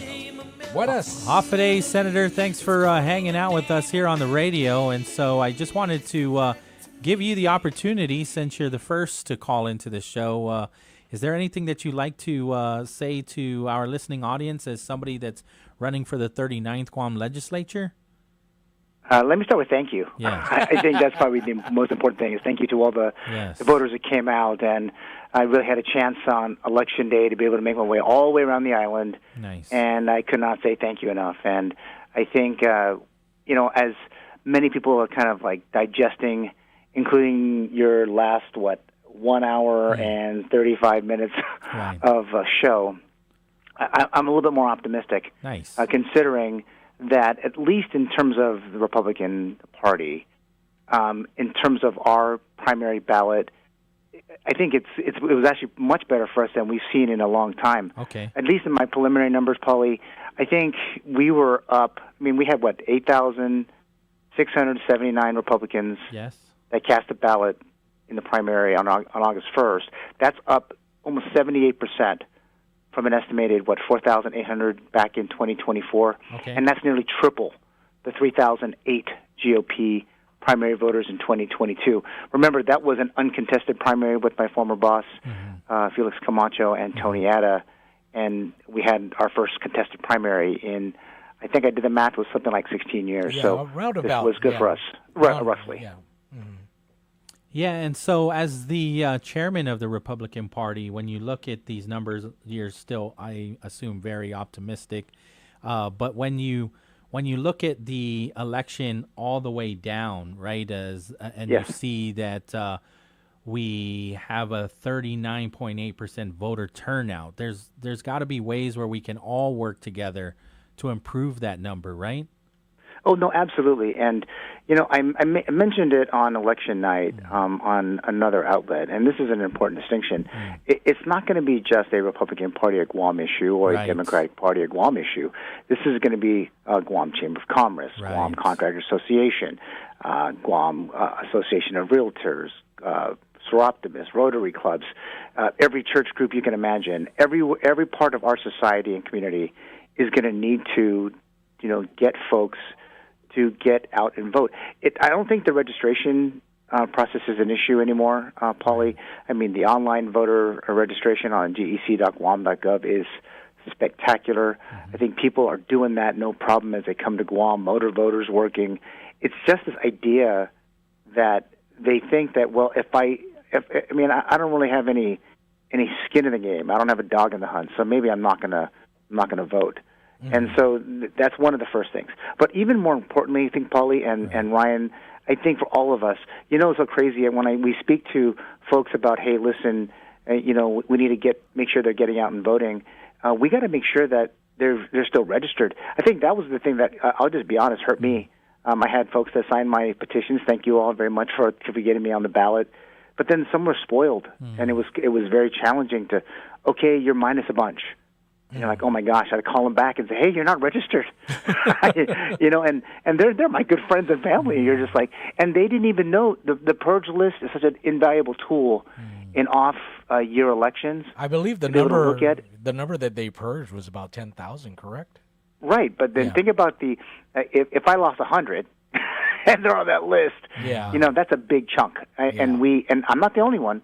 You can ask any one of the candidates about that in this process. Senator, and let me ask you this, okay? Because you just talk about how successful and the voter turnout came out with the Republican Party, which increased from the last election. Sure, but we're like Pauly is indicating, we're still at a low number of 39%. Well, maybe I'll ask it another way. Do you think we can ever get back to the 60% turnout ratio? Because some people are on the opposite, saying no, that's just the reality. No, I think we can. I think that there's a couple of things that I think we all as a community need to do. But you have to ask yourself, okay, I'm trying to understand the pulse of the public, because when you have a 39%, and yes, like you said, it did increase, why did they not turn out to vote? And because I've been talking to a lot of people, and everybody has agreed on the consensus that this was a really boring election. Right? But let me ask you, when you talk to them, did they say they voted or not? No, but these guys were at the polls. So that makes sense now. Now that's a different story. If you think about what's happening in each of those tents, they're calling people saying, "Hey, I didn't see you come down here." We have poll watchers from both parties that are watching these elections, right, guys? So they're watching, and when they notice that so and so didn't come, they're like, "Hey, are you going to come?" So some of them are, yeah, I'm on the way. Yeah. And then, meant that they didn't make it. No, because, to my point. There is a delay, though, because I got a phone call an hour after I voted. Nice. So someone credited you for voting. So there's a delay, right? Because when I did answer, there was a couple that I didn't answer. But I said, I did vote already. And they're like, really? Okay, well, just in case. Thank you. But I love you. Talk to you later. Yeah, but I did. Thank you for calling. Yeah, but I did vote already. So I'm wondering if if there's a delay between the people that are getting the names called out, and then the people that got to make those phone calls. Now, Pauly, you're going into the inside baseball of poll watching, and I think that you can do a whole show on it. Sports. It is an art form, and it's really about also knowing your neighbors. I mean, I live in Talofofo, so I know most of my neighbors. So when so and so doesn't come to the poll, I know another person, or that person, I just make the phone call and say, "Hey, did you make it? Oh no, I'm on the way right now." Or the great thing about early voting, you saw all those names before you even start the day, so that was important too. Right. So, but it didn't move the needle early on, but it does move the needle in terms of how do you make those calls in your respective village. Yeah. Okay, so we'll let you answer the question now. How do we get up to the 60%? And I think you answered it's the whole community, right? The Guam Chamber, the nonprofits, the churches. We all have to really make a bigger effort to show everybody how important it is to vote. Yeah, so some folks were saying, well, I'm not giving enough time of work, and I think of first the purge list, and a lot of employers say, hey, it's the honor system. They're trusting that their people are giving them the right information. I'm registered. I'm going to go vote, and then they get the sticker from their pari or their mully or their brother or sister. Hey, boss, I got a sticker. From like 3 years ago. But they got a sticker anyways, and they say, okay, I got one. And they go about their merry way. They got paid for it. Now, again, is it reasonable for an employer to look at the purge list to see if their people are on there? That's probably not very practical. But it's important for the community to say, listen, hey, we got to get out there, encourage more people to vote. Even in our high schools, those seniors that are going to turn 18 for the general election, we need as a group to get out there and speak to them as well. UOG is also watching the election. GCC is watching the election. It's just not one thing to put a flyer on the side of a building and say, hey, great, that's good. I mean, and I think you guys have been on campus long enough to know that as soon as you see a flyer, what do you do when you walk by it? You walk by it. You don't stop to read it. And we need to be a little bit more proactive in getting all of our young people to understand the importance of it. Well, how do you fire up the base, pretty much. That's my question. I mean, everybody that I talked to were saying this is a boring election.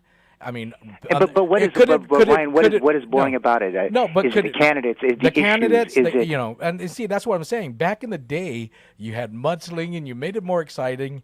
But then I noticed that everybody's respecting everybody. They don't want to do the mudslinging. They don't want to do all the black ops and everything. And so, is it voter apathy, or is no? Like, I mean, not, and I'm you not make a into good it. point. In many cases, when we think of these dark ads, those turn off voters. Those aren't encouraging people to vote for your candidates. They're actually doing the opposite effect. And people have said over the last 20 years that these ads are not very good. They're not very practical. Social media, I heard someone say recently that it was social media that won the election, and I totally disagree. Okay. Social media is one component of the whole thing. It's not the whole, I guess, enchilada, if you will. Sure. The social media can only get you so far. And quite frankly, because as a guy who gets bombed every day on my social media from troll bots and just people that don't support me, and that's fine and dandy. And by the way, I'll leave the comments there on purpose. Because for me, it's that reminder like, hey, maybe this person doesn't agree with me, or maybe this bot was pretty good. Wherever they came from, but the idea is it's going to happen. And social media is not everything. It's touching a hand and going out and meeting people. It's about your messaging. As an incumbent, I have a little bit of different perspective than when I was, just civilian Sean 2 years ago, and trying to nudge through to be. Hey, listen, I won by 260 votes. So if anyone knows anything about every vote matters, is me. And I've tried not to let anyone down in my term. So at least as a chairman, it's reminding everybody to not take any vote for granted. And you have to care. Guys, I think, Ryan, you go to something very important. People just are not caring about the condition of our island, or else they won't vote. Yeah. That's what we have to remind everybody. If you care about your island, I love it too, make sure you get out and vote. So I know we had the conversation Friday, and now here we are Monday. 2 days after the primary. And so, as the chairman of the Republican Party, how do you move forward with talking to the Joe San Agustins and the Josh Tenorios, not just their camps, but them themselves, because it's going to mean a lot when Josh Tenorio or Joe San Agustin endorses Tony Atta or somebody like yourself? Well, for me as party chair, my concern is the work of the 19 districts. So I will focus all my attention on what the 19 districts did to get out the vote and try to make sure that we can get our candidates, get people to vote for our candidates. That's my responsibility. Now, what you asked is an important question of perhaps now the top of the ticket in our gubernatorial candidate, Tony Atta. That is going to be incumbent on Tony, EJ, and their campaign to speak to the former gubernatorial candidates and find ways to bring them over. Remember, the party and our 19 districts are really solely in the villages, the grassroots effort to get people elected up and down the ballot. And I think Ryan can attest from his experience that really chairman can do so much, but it's the top of the ticket, the candidates that can engage those on the other side of the aisle to get them to back them on Election Day. I totally agree, but, I mean, so now that there is... Do I have any weight? No. No. So now, so I think it's incumbent for that the message, right? And I've always talked about the message and what resonates with the voting populace, because that's going to be the deciding factor of all these teams that did not make it, where they sway to, right? Jason just talked about he's listening and what matters to him the most. So it's going to come down to Vice Speaker Tony and EJ putting out the same message, and the Republican Party getting right behind them and say, this is where we stand. We stand on the economy. We stand on lower taxes and everything, and sing with that one voice, and let the Democrats do what they do with singing with their voice. And when it comes down to it, people are going to say, I would rather go with the left, or I'd rather go with the right, because I feel it more on either side. Right. So No, I agree. But the party is only part of the equation, right? So we will help develop messaging. with our candidates and to support them. That's very consistent with what we do year-round. So, yes, we do that. But remember, Lisa, what you're talking about are two different things. You're talking about the gubernatorial candidates, their ability to reach across the aisle to get them to attach to their message. And then, based on that, can we find common ground as a community, and can their message be that one of unity that brings together both Republican, Democrat, and Independents? And that's going to be the key moving forward. And that's, I know you guys, again, from experience from both. I've been a senior advisor to a gubernatorial campaign. I've been in a part of congressional ones, and of course my own senatorial campaigns. So I'm just trying to bring the best experience as party chair. And my focus is I got to stay in my lane.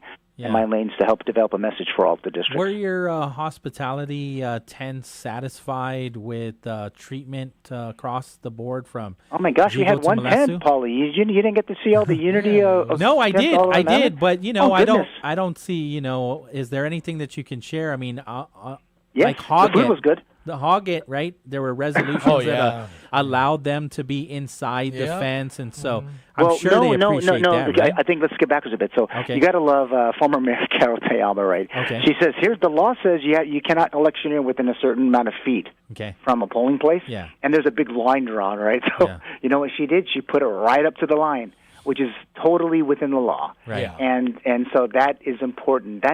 That's experience in elections, right? I mean, we've been at this as a party for 60 plus years. It's important for all of us, politically speaking. We look to some of our elder statesmen who understand these elections, and that in Hoggett, it was just tactically, it was a brilliant move.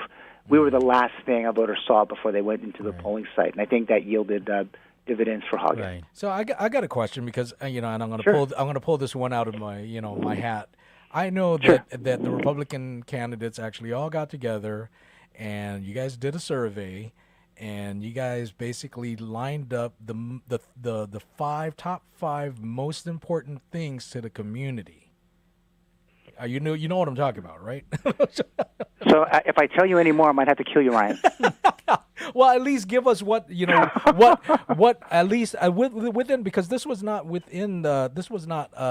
Guam as a whole. This was just within the Republican Party and what's important to them.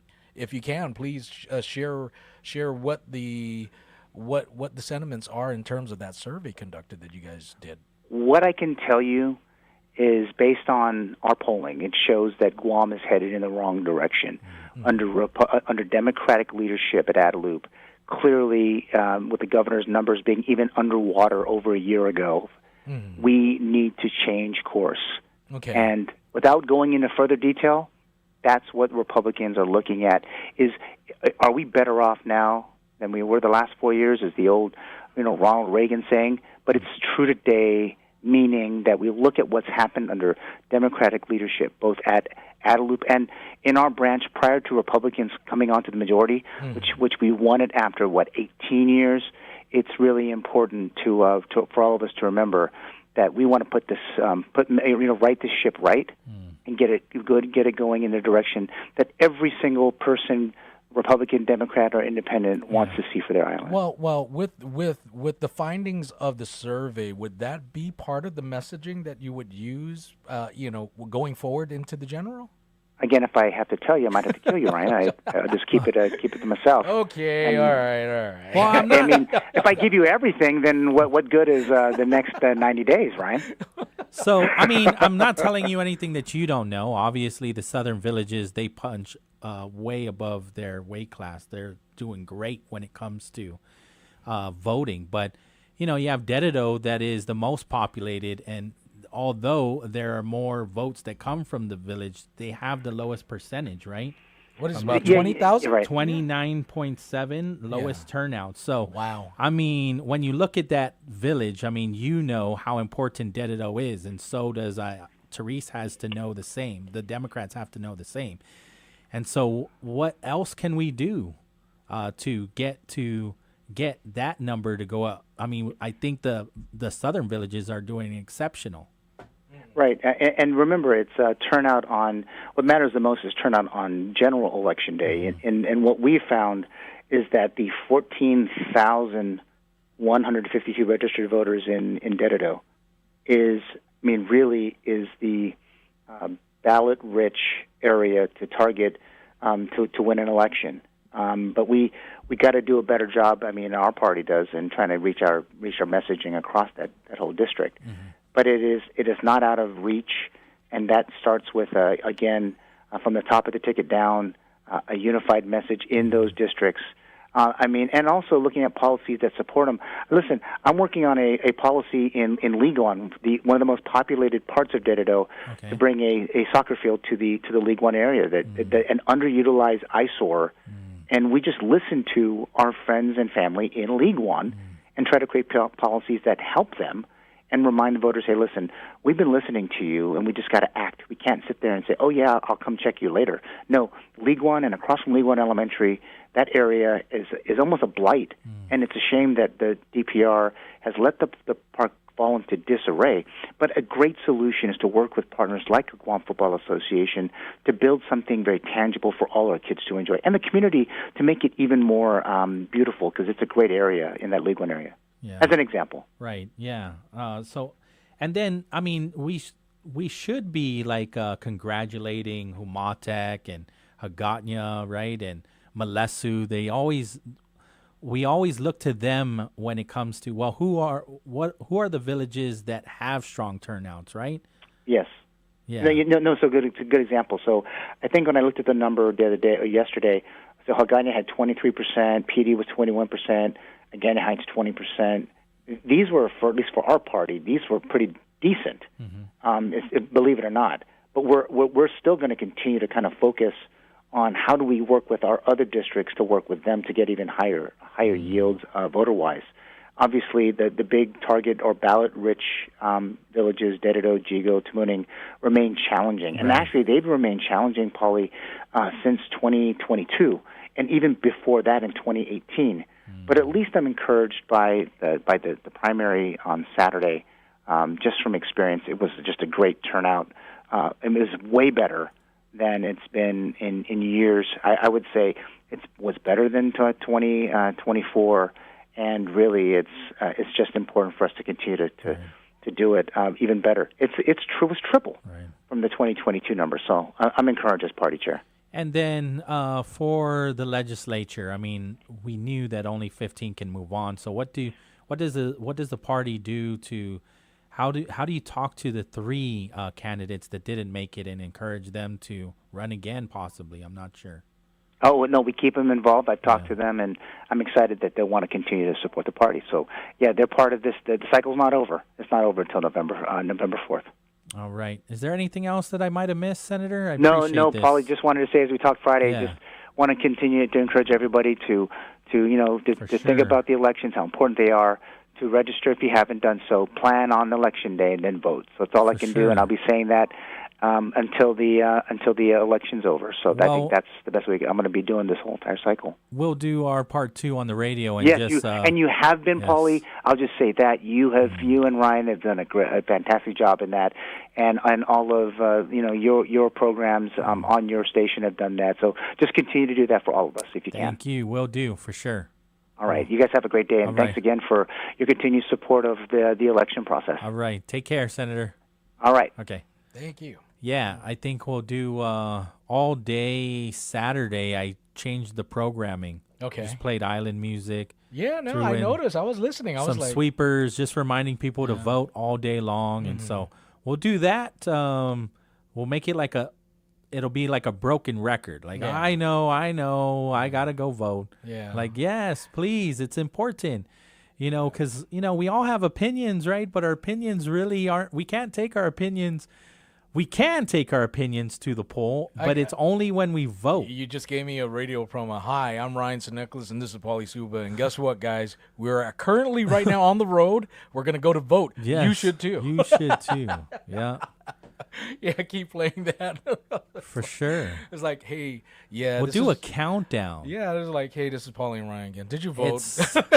It's 7 a.m. The polls are open. It's now 8 a.m. Yeah, the polls are open until 8 p.m. And we'll start with so much enthusiasm in the morning. By the time it hits, hey, come on, guys. Come on, guys. I mean, this is Ryan and Pauly again, and just come out and vote, please, man. Yeah.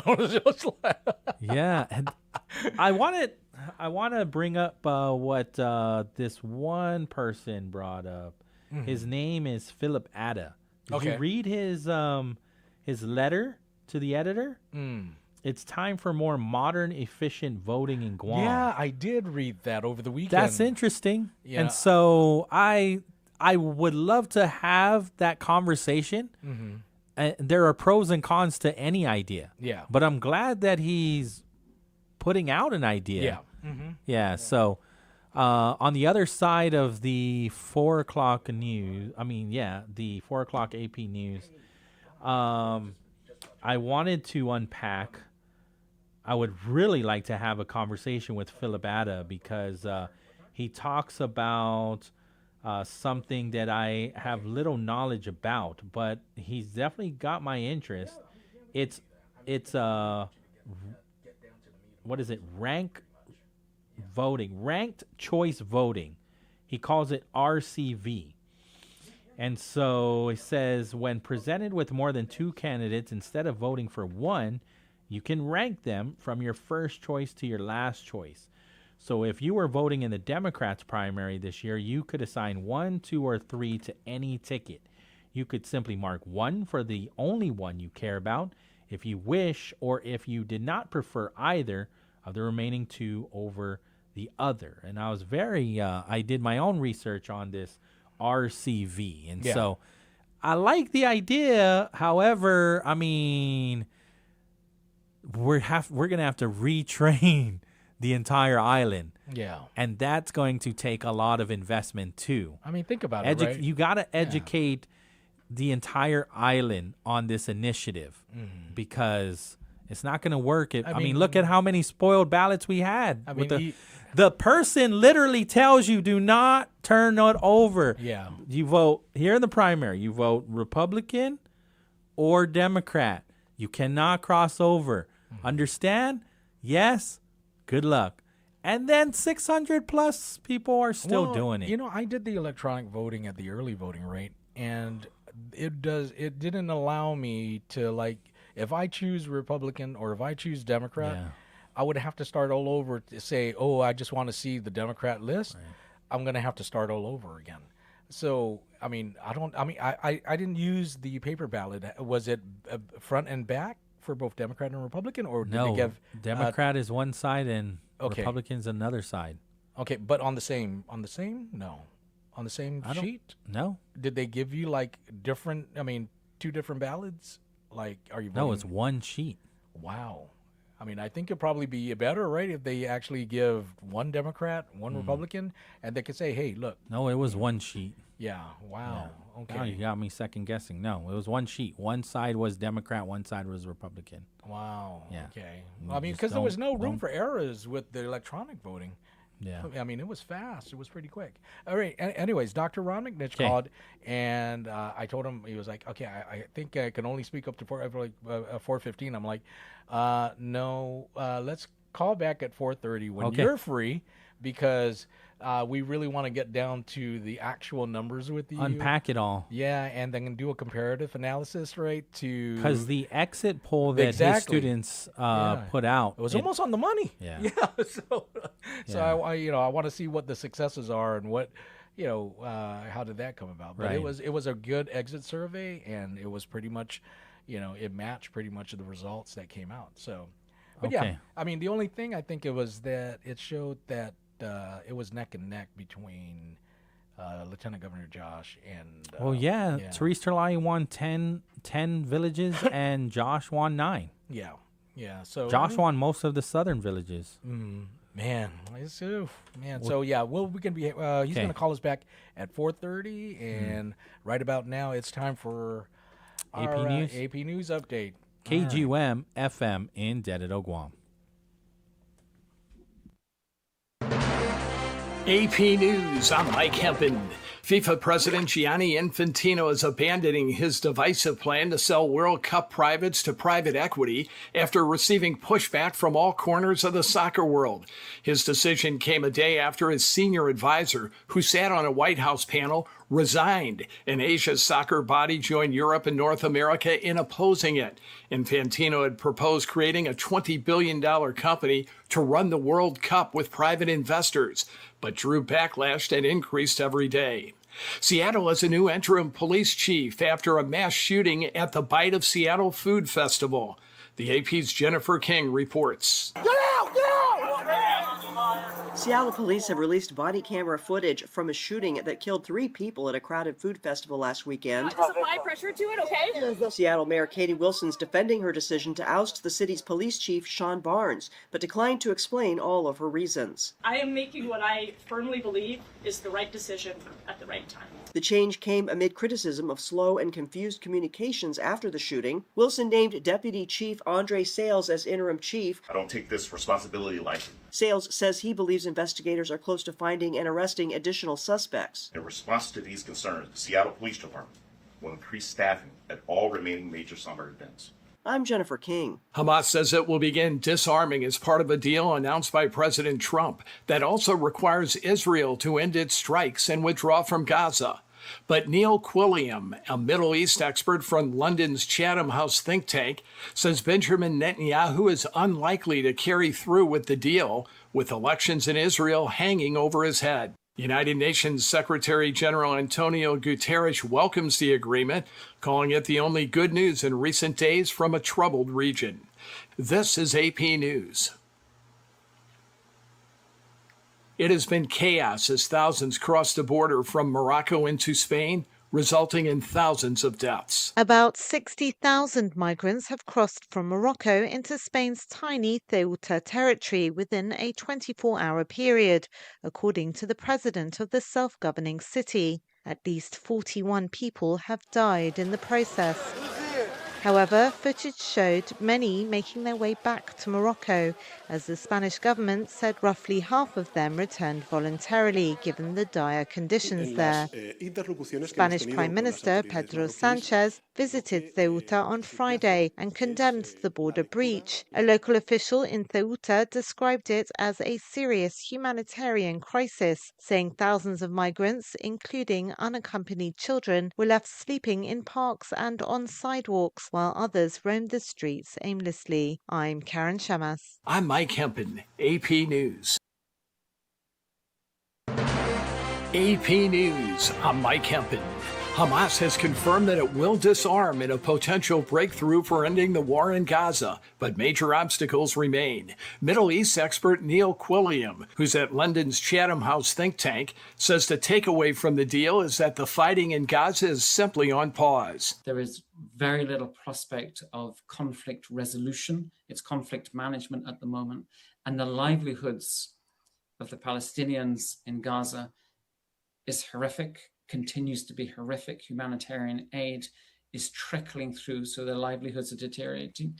And equally inside Israel, there is still a concern that what they suffered and experienced on October the 7th is going to come again.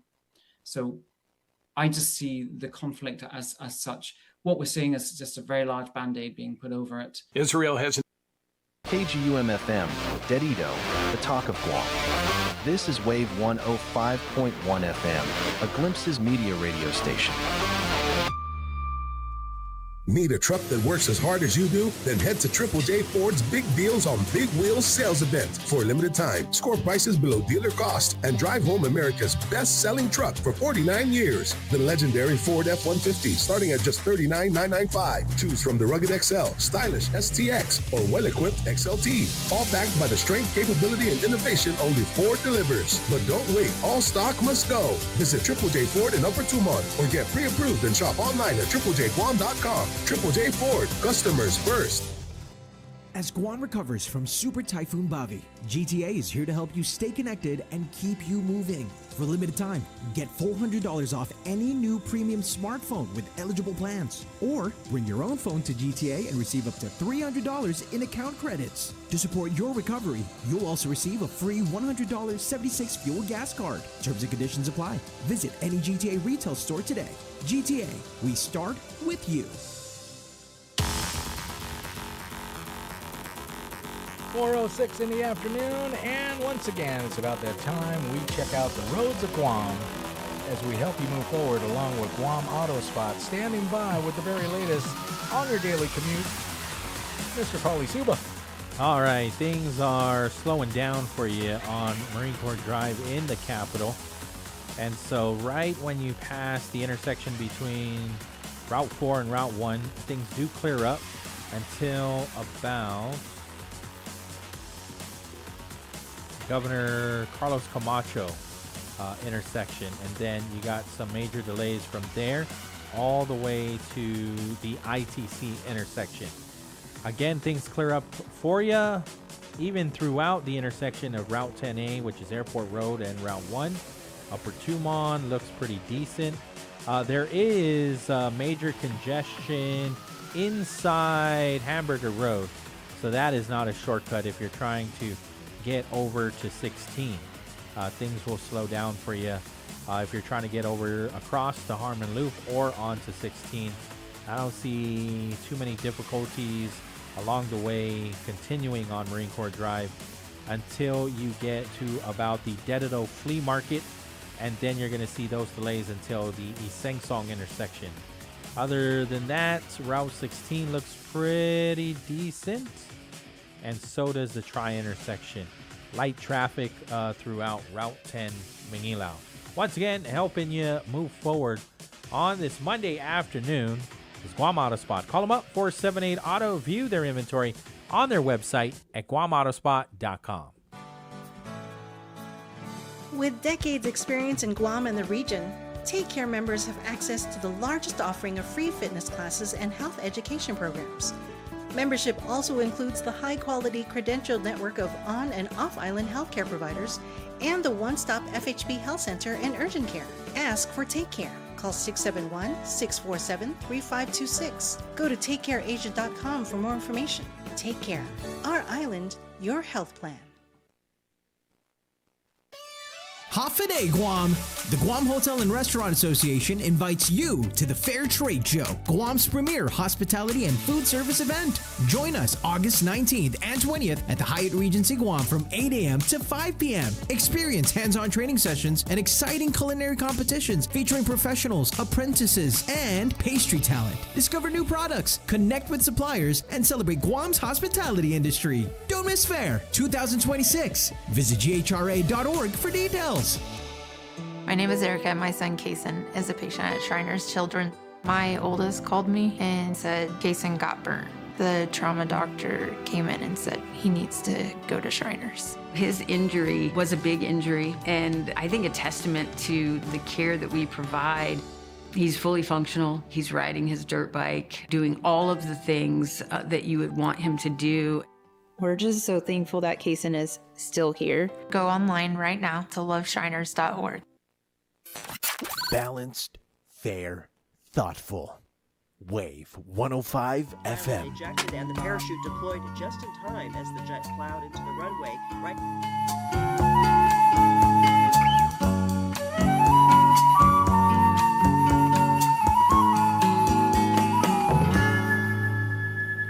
Fly on through the night wind, take a star to her for me. 4:10 in the afternoon. Welcome back to the show. This is the Bright Side right here on Wave 105. Hey, you want to know the number? Here it is, 671-922-1051 or 2. When you dial those numbers, it allows you to talk to this gentleman right here, Mr. Pauly Suba. We do want to thank our sponsors. Subway, you got to refresh to be fresh. Triple J. It's big deals on big wheels at Triple J Ford. Save thousands off retail and drive home a new Ford F-150 starting at just $39,995. Visit Triple J Ford today. Customers first. GTA, we start with you. Chili's Grill and Bar. At Chili's, more life, great food, and memories happen here.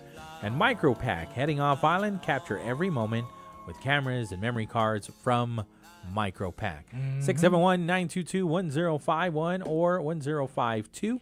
We are online, thewave105.com, as well as our YouTube channel, Wave 105.1 FM Guam. So there's this letter to the editor on the PDN by Philip Ada. I don't know the individual, but he is saying that Guam should consider changing the way that it votes because the current system can allow someone to win an election even when most voters actually preferred someone else. And so he says this happened in 2018.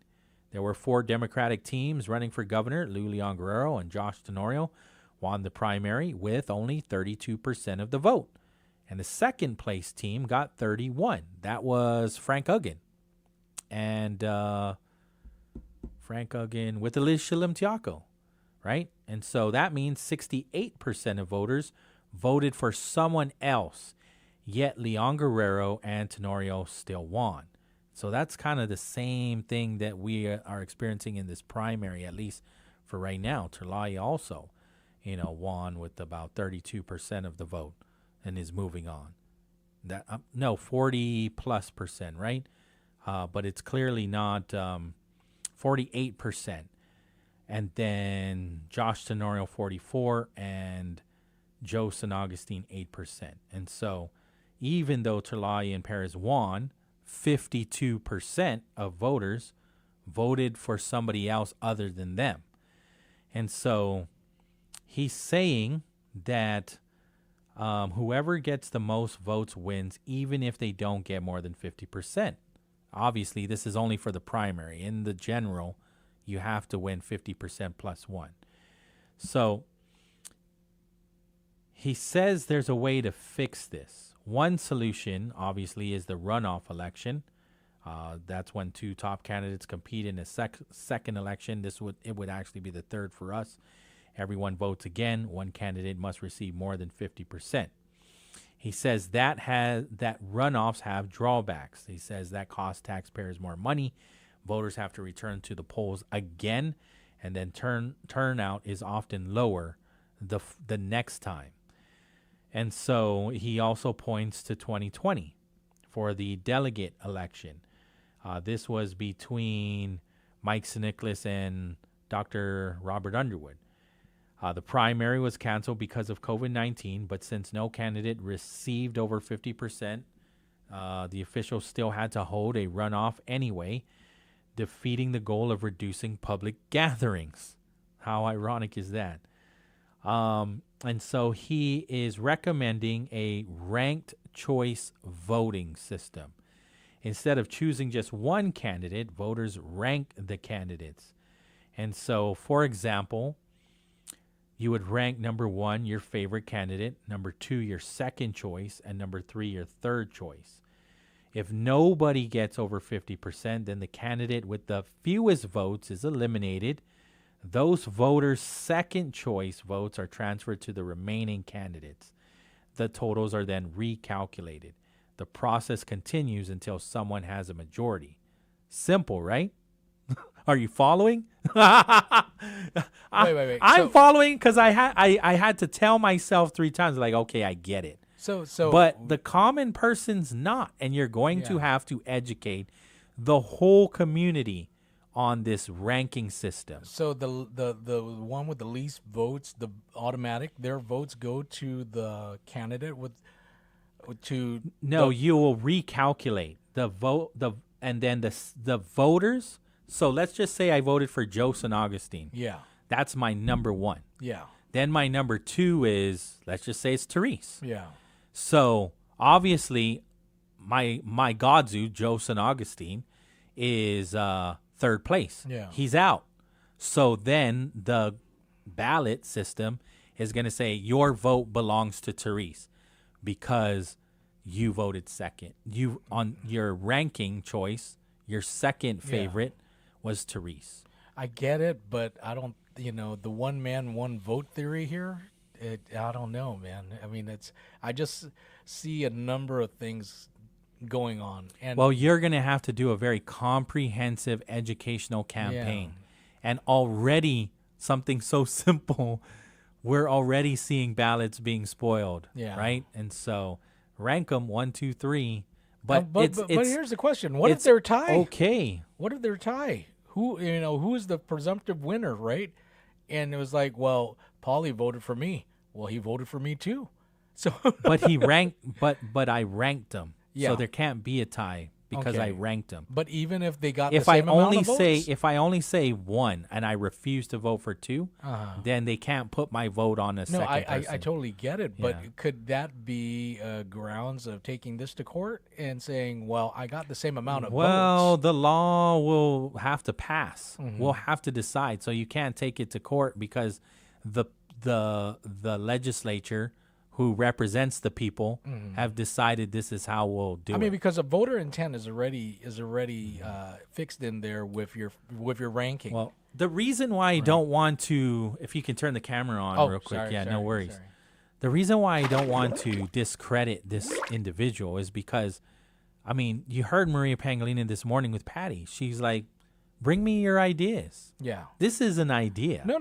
This is an idea that works in other places. Yeah, I'm just trying to They figure. do this in other places. I'm just trying to figure the quagmire that would happen because now it comes to voter intent. Yes, the ranking is there. I voted Pauly for first. I voted Ryan for second. Yeah. But if there is a dead tie between the two that he picked, can the one person that he votes second say, wait a minute, hold on for a second now, I got the same amount of votes? Yeah, that's why there's going to be multiple people ranking. Mm-hmm. There will be a rank, so I won't be the deciding factor, but maybe you will. Mhm. Maybe, Joe Santos will, Mhm. based on how they rank. Mm.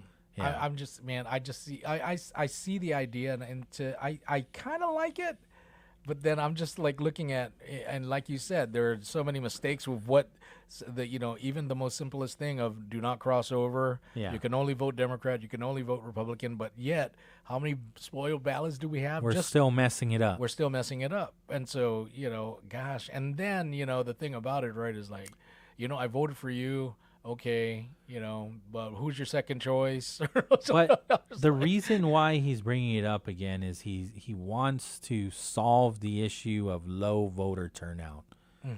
And so ranking sounds pretty dang It fun. does, because now you're... It sounds pretty fun. I think you're going to get the attention of some of the Yeah. younger voters. Yeah, you're not... Ooh, I get to rank them? Yeah, you're not, especially, it kind of like, it almost does away with the whole party politics type thing, right? But here's the thing, do you have to stay within Democrat or Republican?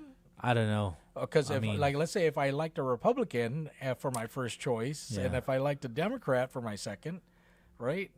I honestly think, though, I don't want to discredit this. I hope one day I get to have a conversation with Yeah. Mr. Atta. No, I see- especially on the radio, right? I So see he it. can really, Yeah.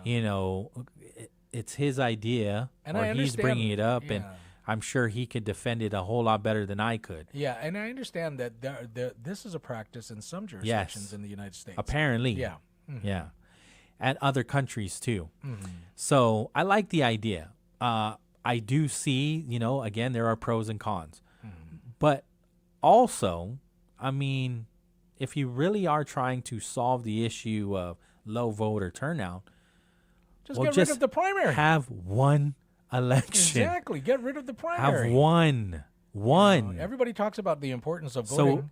we Well, put I got all two of our chances. we put all of our efforts. Mhm.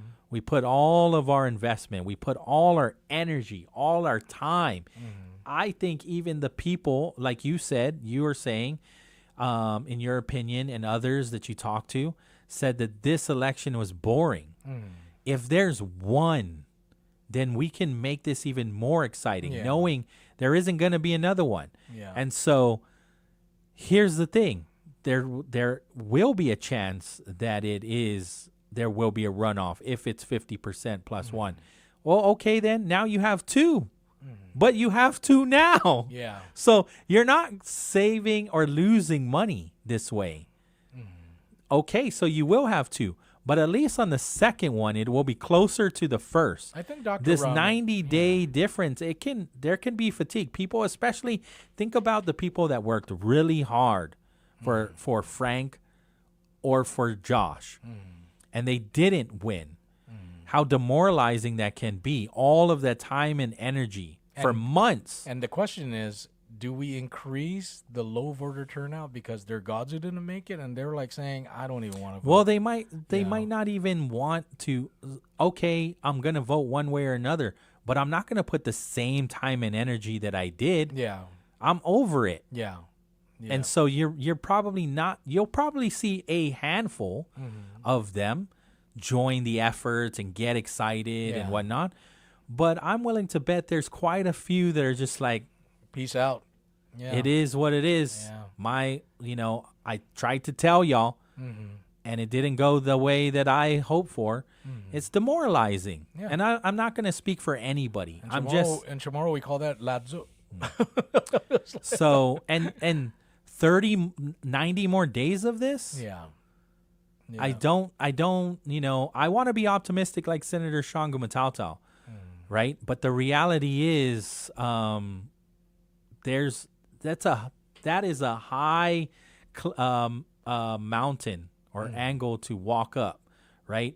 When we used to see 60-some%. And I agree, we're going to do our part. I agree that we have to really come together. It is not a Republican. It is not a Democrat. It is a whole island approach, because the next 4 years are at stake.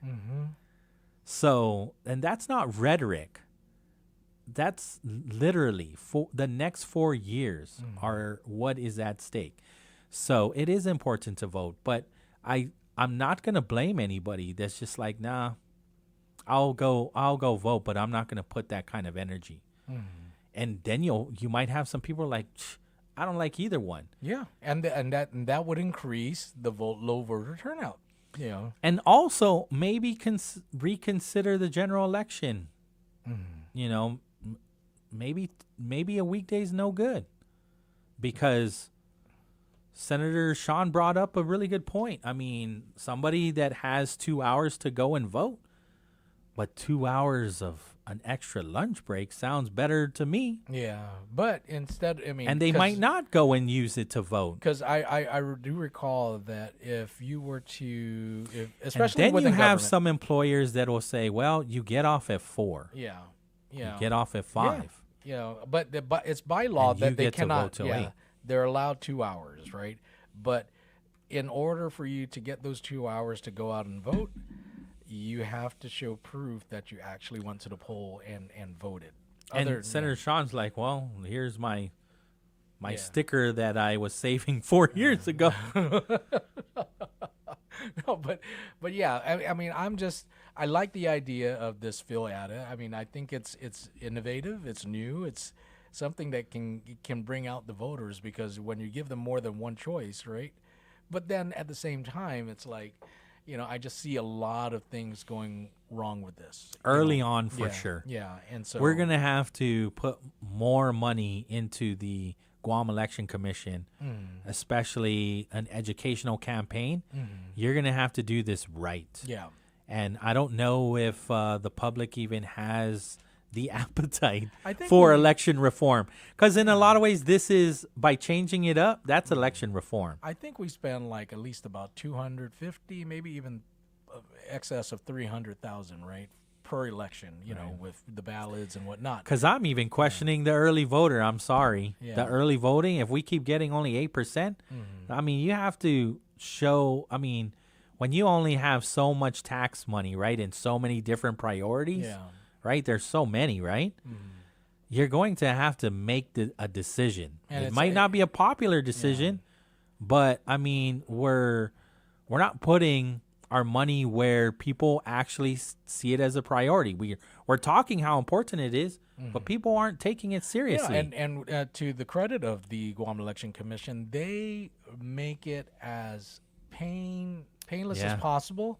But it's more of a convenience, right? Because early voting is really the convenience. It started off on COVID, right? Because of the health concerns, but they decided to keep continuing it because, convenience. Sure. A lot of people don't want to get out and line up and whatnot. Sure. So that's fine, okay.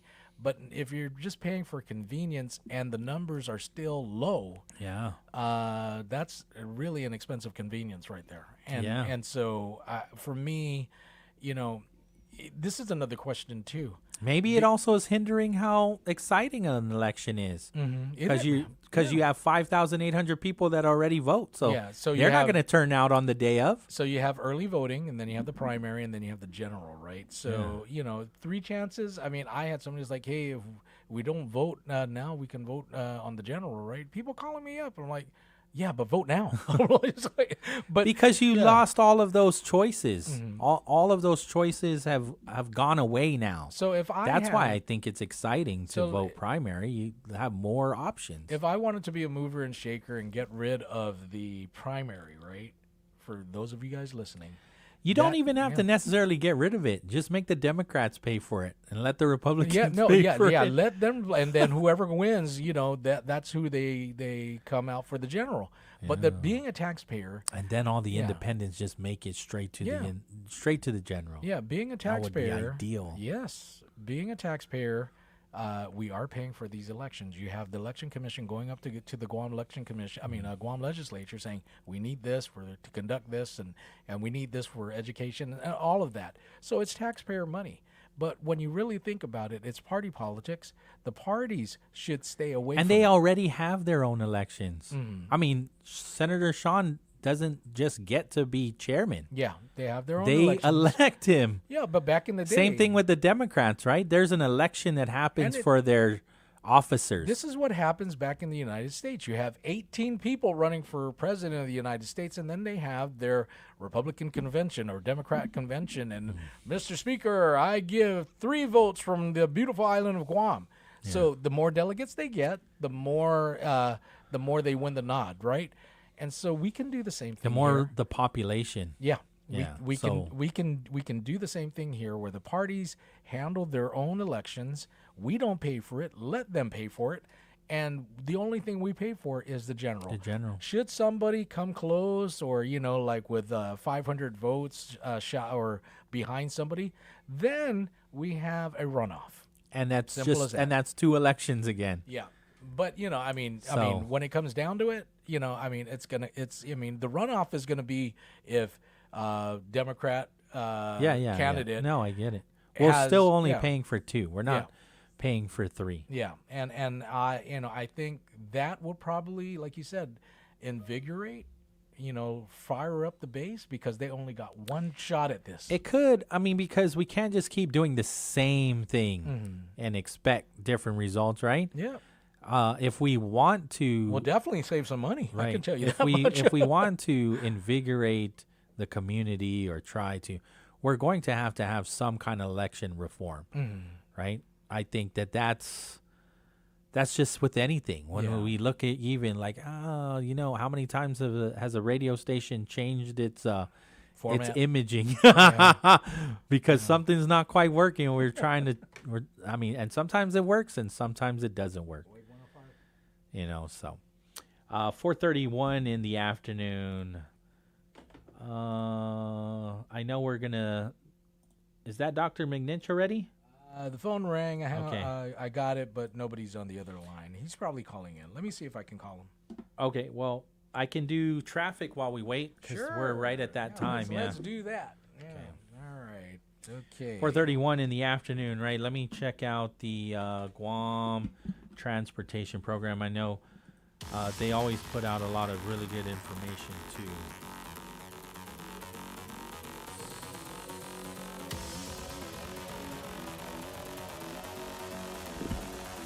And it's brought to you by Guam Auto Spot. Schedule a test drive by calling them up 478-AUTO. You can also check out their website and their inventory on GuamAutospot.com. So the week of August 3rd through the 9th, they're continuing to do Route 10. Construction activities continue along Route 10 all the way till the 9th. Contractor crews will be working at various locations within the intersection throughout the week. And so they should have already packed up at 4 p.m. because this usually happens Monday to Friday, 9 a.m. to 4 p.m. When they do the loop sensor installation at Corton Torres and the Route 10 intersection. And then again, loop sensor installation at Route 32 and the Route 10 intersection. No work is scheduled on Saturday, August 8th, and no work is scheduled as well on Sunday, August 9th. Island-wide safety improvement on primary roads. They're doing some striping and marking from Route 1 to, Route 3 to Route 1, and then Route 27 to Anderson Air Force Base. Construction activities will continue along Route 1 all the way till the 7th. Contractor crews will be working at various locations along this area of Route 1 throughout the week, and intermittent lane closures in both directions are expected during work hours. Again, they only work up until about 4 p.m. Again, all the way from the 3rd to the 7th. This is between Hoffaday Market to Anderson Air Force Base, where they will be installing pavement markings and markers. And again, Saturday and Sunday, no work is scheduled. When I look at the traffic app here, again, just delays at the major intersections in the capital, obviously in Tumuning as well, Upper Tumon, and then also seeing some congestion down in Tumon as you get closer to the Weston and going up that hill right there. Once again, helping you move forward, like we said, Guam Auto Spot. This is Wave 105.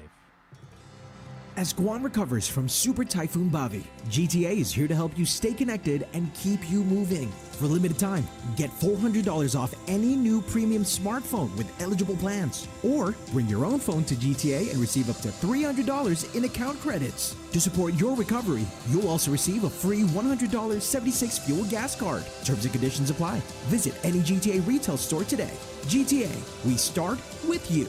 Need a truck that works as hard as you do? Then head to Triple J Ford's Big Deals on Big Wheels sales event. For a limited time, score prices below dealer cost and drive home America's best-selling truck for 49 years. The legendary Ford F-150 starting at just $39,995. Choose from the rugged XL, stylish STX, or well-equipped XLT. All backed by the strength, capability, and innovation only Ford delivers. But don't wait. All stock must go. Visit Triple J Ford in Upper Tumon or get pre-approved and shop online at triplejguam.com. Triple J Ford, customers first. Calling all seniors, there's nothing like Silver Savings Tuesday at Agana Shopping Center. If you're 55 and better, Tuesdays are made just for you. All senior citizens can now enjoy special discounts and deals every Tuesday at Vitamin World, SM Island, Miniso, Capricciosa, Taco Bell, Robbins Planters, Cinnabon, Subway, and of course, Ross Dress for Less. Great food, smart savings, and island favorites all in one place and all for seniors. Silver Savings Tuesdays only at Agana Shopping Center. With decades experience in Guam and the region, Take Care members have access to the largest offering of free fitness classes and health education programs. Membership also includes the high-quality credentialed network of on- and off-island healthcare providers and the one-stop FHB Health Center and Urgent Care. Ask for Take Care. Call 671-647-3526. Go to takecareasia.com for more information. Take Care. Our island, your health plan. Pat's Tinting and Detailing offers premier services from complete interior cleaning and VIP detailing. And to keep you cool, Pat's also offers factory, ceramic, blacked out, and base-approved auto tinting. For more information, call 647-SLAM. Hoffaday, Guam! The Guam Hotel and Restaurant Association invites you to the Fair Trade Show, Guam's premier hospitality and food service event. Join us August 19th and 20th at the Hyatt Regency Guam from 8 a.m. to 5 p.m. Experience hands-on training sessions and exciting culinary competitions featuring professionals, apprentices, and pastry talent. Discover new products, connect with suppliers, and celebrate Guam's hospitality industry. Don't miss Fair 2026. Visit GHRA.org for details.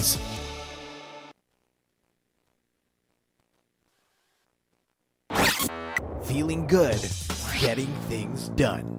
Wave 105 FM.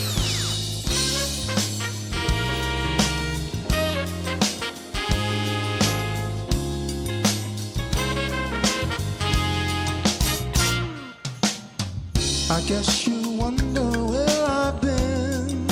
Welcome back to the show. Thank you for tuning in. This is Wave 105's The Bright Side with Mr. Pauly Suba. Buenas. Welcome back. Thanks for hanging out on the bright side on a Monday afternoon. To the phone lines we go. Yes. We have Mr. Dr. Ron McNitch. Actually, he's online. Off the day, Doc. All right. Off the day, Doc. Thanks for hanging out with us here on Wave 105. And so I wanted to first ask you a couple questions regarding the exit poll. And so sure. When we look at some of those numbers, they practically predicted the winners early on. Well, I try to avoid the word prediction, but we did have numbers that kind of paralleled the final outcomes. Okay. And so we were very happy with that. And we can only do those exit polls when people cooperate with us and really help us out to do those kinds of polls. And, our students learn a lot. Our students enjoy going and doing it. But, do you guys remember back in June that I did a poll with our classes on, like, the governor's race and stuff like that? Vaguely. So if you go back, just search, McNinch Guam poll June 2026. We had a poll. We only talked to 260 people.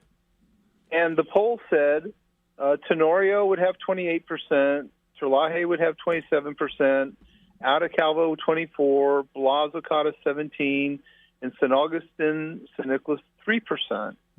Well, if you factor the results on Saturday, based upon the total numbers, which is what the numbers I just mentioned to you are, the numbers were within 1.7% of the final totals. That's in June. Our numbers in June were very, very, very close. The final outcome for Terlaje on for all 22,852 voters, her number was 27.9%. And in June, we had Terlaje at 27%. Right. Yeah. Yeah, I'm looking at it too, yeah. We've been very pleased with, you usually don't get those kinds of close numbers so early, so far out of the election cycle. That's 2 full months out.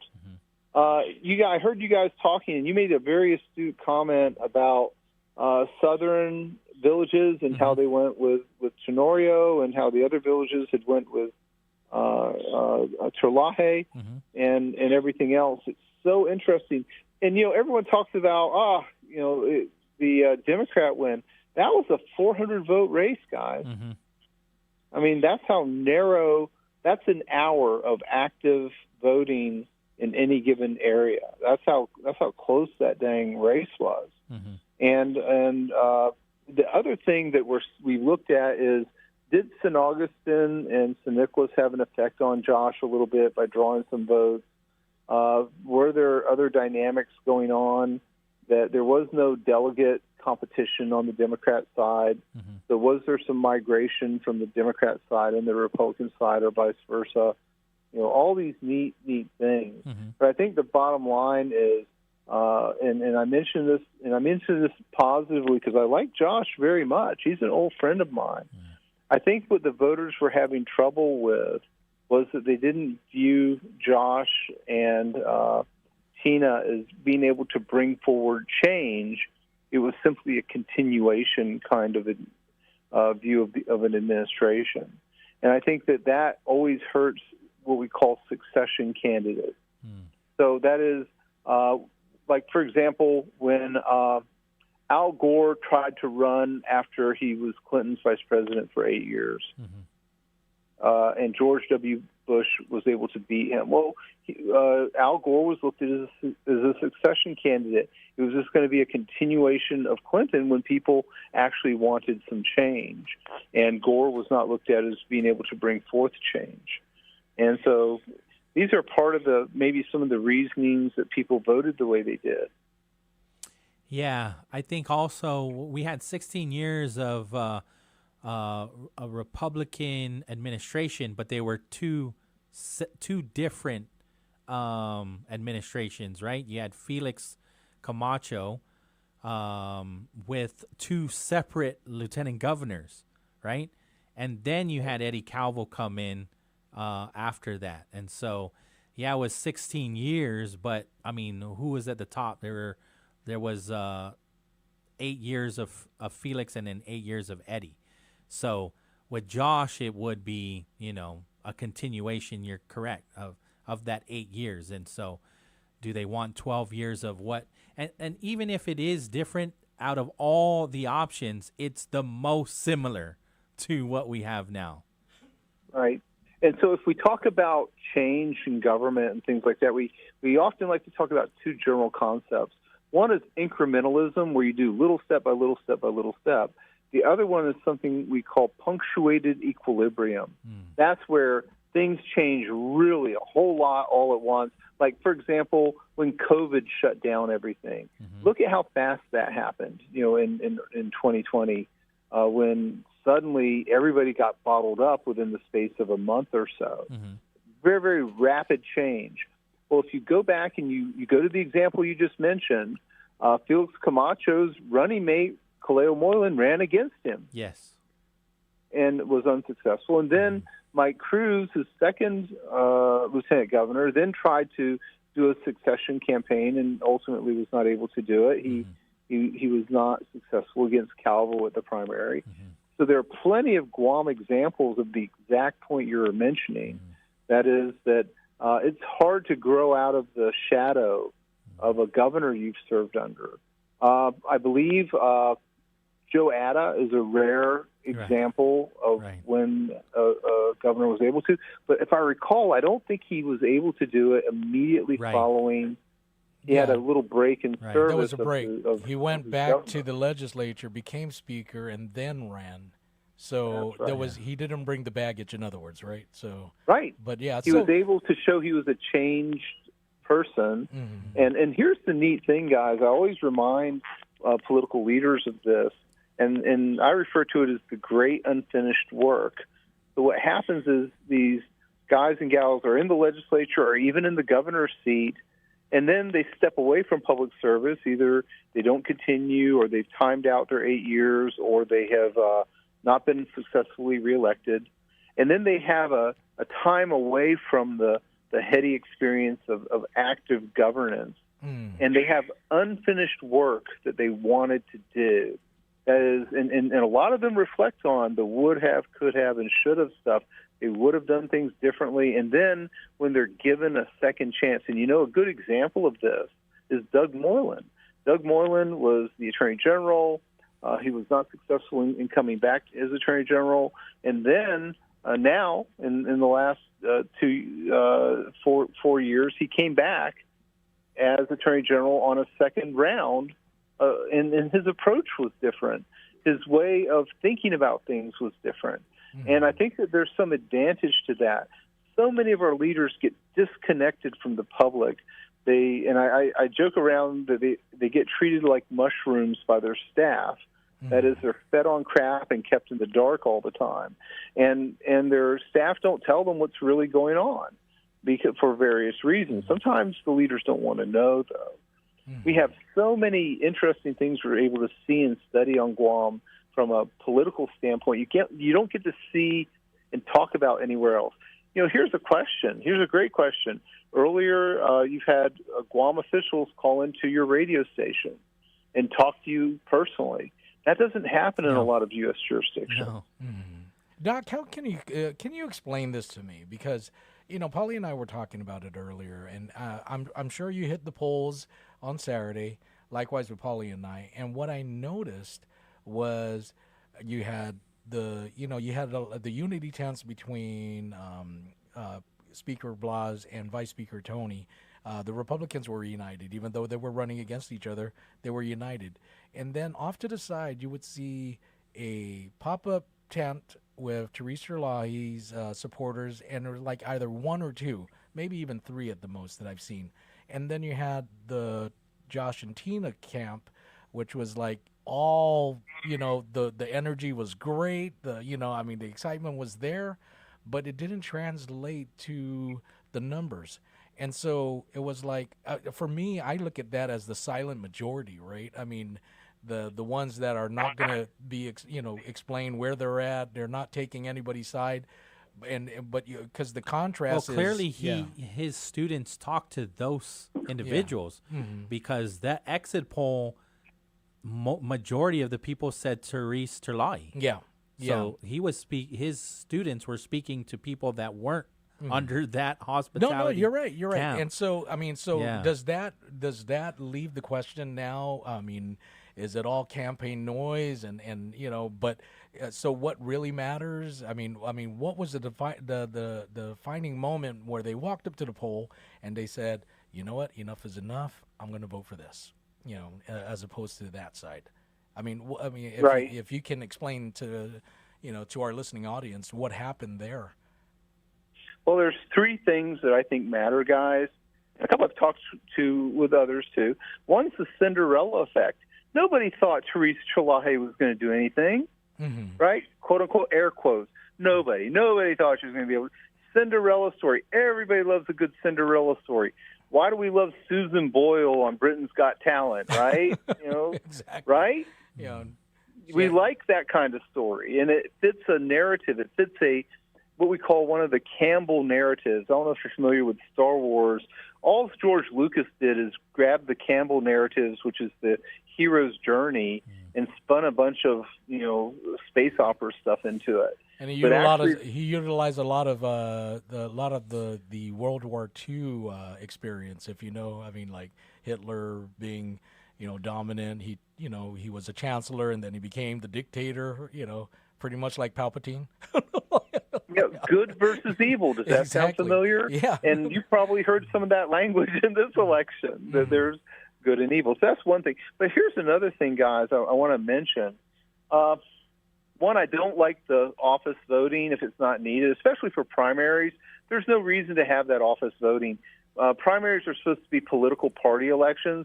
Let the parties run their own dang, show, and not worry about encumbering government resources for especially office voting. I'm not opposed to the primary being paid for on primary day. It's just using them for office voting. But here's the issue. Office voting has had a very significant impact on Guam politics. You mentioned those tents. Who was able to go to those tents on election day? Only people who showed up at the polls. So if you don't show up at the polls, you don't get that kind of fiesta-like experience that people are used to. But then there's a third point, guys. I just want to mention very briefly. The key to this entire election for all five teams running was just the lack of activity in Dededo, and the way that some of our politics have made people in Dededo disaffected from even feeling included in the process. And that's very unfortunate. And we need to try to encourage, all of our citizens everywhere on Guam that they're welcome to vote. Yeah. That they're, and in fact, I hate to say it, I would love to see what we call an NGO, a non-governing organization, take over like the political status vote and kind of take the political status stuff out of the Guam election stuff. Because, there's been some concerns where people have felt unwelcome, or they felt that they've kind of developed a kind of negativism towards voting because they don't feel welcome. Sure. And so that's one little point. The other point is just nobody was going after the Dededo vote. Yeah, and it's a shame because it's the most populated, but it has the lowest turnout. And if you calculate it, the way I just did the calculation off the top of my head, it looked like they were 2,000 voters down compared to the aggregate or to the average. So if we had right at 40% voting and they're voting right at 30%, that 10% number is substantial. And it would have, if either candidate, either Therese or Josh, had simply went after those numbers with gusto, this would have been either a much stronger election for Therese or Josh would be the prevailing candidate at this point, overlooking Dededo at their peril. And that's a lesson for the general election. And again, anybody can go over the precinct by precinct data and see the same thing. And smart political groups get somebody who can run the data for them, and then they're able to show, what they need to be working on actively. Because every precinct data is like a key on a piano, like a keyboard on the piano. Every precinct's like one of those keys. And if you learn how to pay the right attention to those keys, you can make beautiful music out of them. But we have so many people who bang on the piano here, and they do these very crude methods that simply get them nowhere. And they ignore critical election. 22.7% of the voting population or percentage of voters live in Dededo. That's a significant, that's 1/5, over almost 1/4 of the community live in that one jurisdiction, and they get overlooked. Yeah. And so when we look at some of the higher voting turnout in these villages, they're the southern villages, right, or smaller populations. So it's easier to, correct me if I'm wrong, it's easier to organize because you have a smaller population to work with. But year after year, we see villages like Humatek and Malesu that have the strongest voting turnout. Well, and I think, guys, there's another part about this, and that is, and I mean this not negatively, not pejoratively. I mean it as a constructive criticism kind of thing. Sure. If these political parties don't make their tents bigger and start including these people that live in these places more, like Jigo, Tamuning, and Dededo, which right. Nilau, right. Those are the 4 lowest turnout, and they're the most diverse communities because they feel they've been rejected. Ready for this, guys? And I mentioned this to y'all before. So since 1999, when they shifted on Guam, so we've had 13 Guam legislatures. So 13 times 15 are the number of senators. So that would be probably almost 200 people have been elected to slots in the Guam legislature. And so we're 30% Filipino. We're over 60 Filipino people elected to our Guam legislature in the last 25 years. Probably maybe in the low 20s at most if we count repeats. We had Dennis Rodriguez, we had Esperon, we had Shelley Calvo, we have Will Parkinson and stuff. Very, very low numbers. Yeah. In fact, when we had, gentlemen, I'd like everyone to say the history of this. When Guam had legislative districts for about 4 years, we were able to see in those communities, they were able to get people into the legislature that represented them. Yeah. And we don't have that anymore. And by the way, on Guam, we can have 15 at-large and 6 districts with one person. We can run district races combined with at-large races. That's allowed under the Organic Act. And our elected leaders should consider this because places like Dededo and Jigo are underrepresented by their groups. And one other thing, how many Chukis legislators have there been in the last 30 years?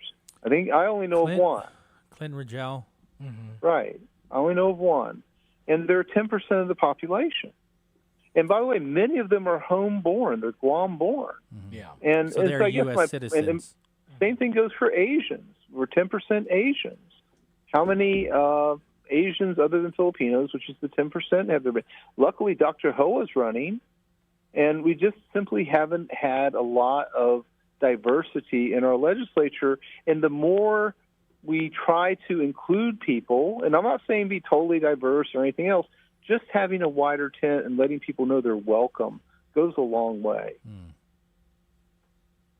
And I hope that we can have some really productive conversations on that point, because it's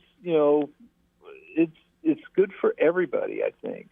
But the interesting thing I want to mention, and I always mention this whenever we talk about the exit polls and things like that, is if you want to find out what people think of you, run for political office. It is not easy. If it was easy, everybody would do it. Right. And unfortunately, unfortunately, in many ways, people get discouraged from running when there are plenty of good people in this community, including Ryan and Pauly, who could run if they went out there and make a difference. So, guys, I'm encouraging you. One day in the near future, you should both run. Run as a team, like a tag team. Maybe if they let you, maybe if you get to do a part-time thing. Yeah. I like sitting in this chair right here. I like being liked, Doc. Oh, that's what John Solis told me many years ago, is that his family complained to him that he was going to ruin his good reputation by running for political office. And, I think that there's always some truth to that. I got to tell you, I mention this all the time. It's hard for our poor elected leaders to make anybody happy in their business. People are always mad at you. You do big favors for people, and then they turn on you, and all kinds of other, all the Roman political intrigues you can imagine play out themselves in politics. And that's just the reality.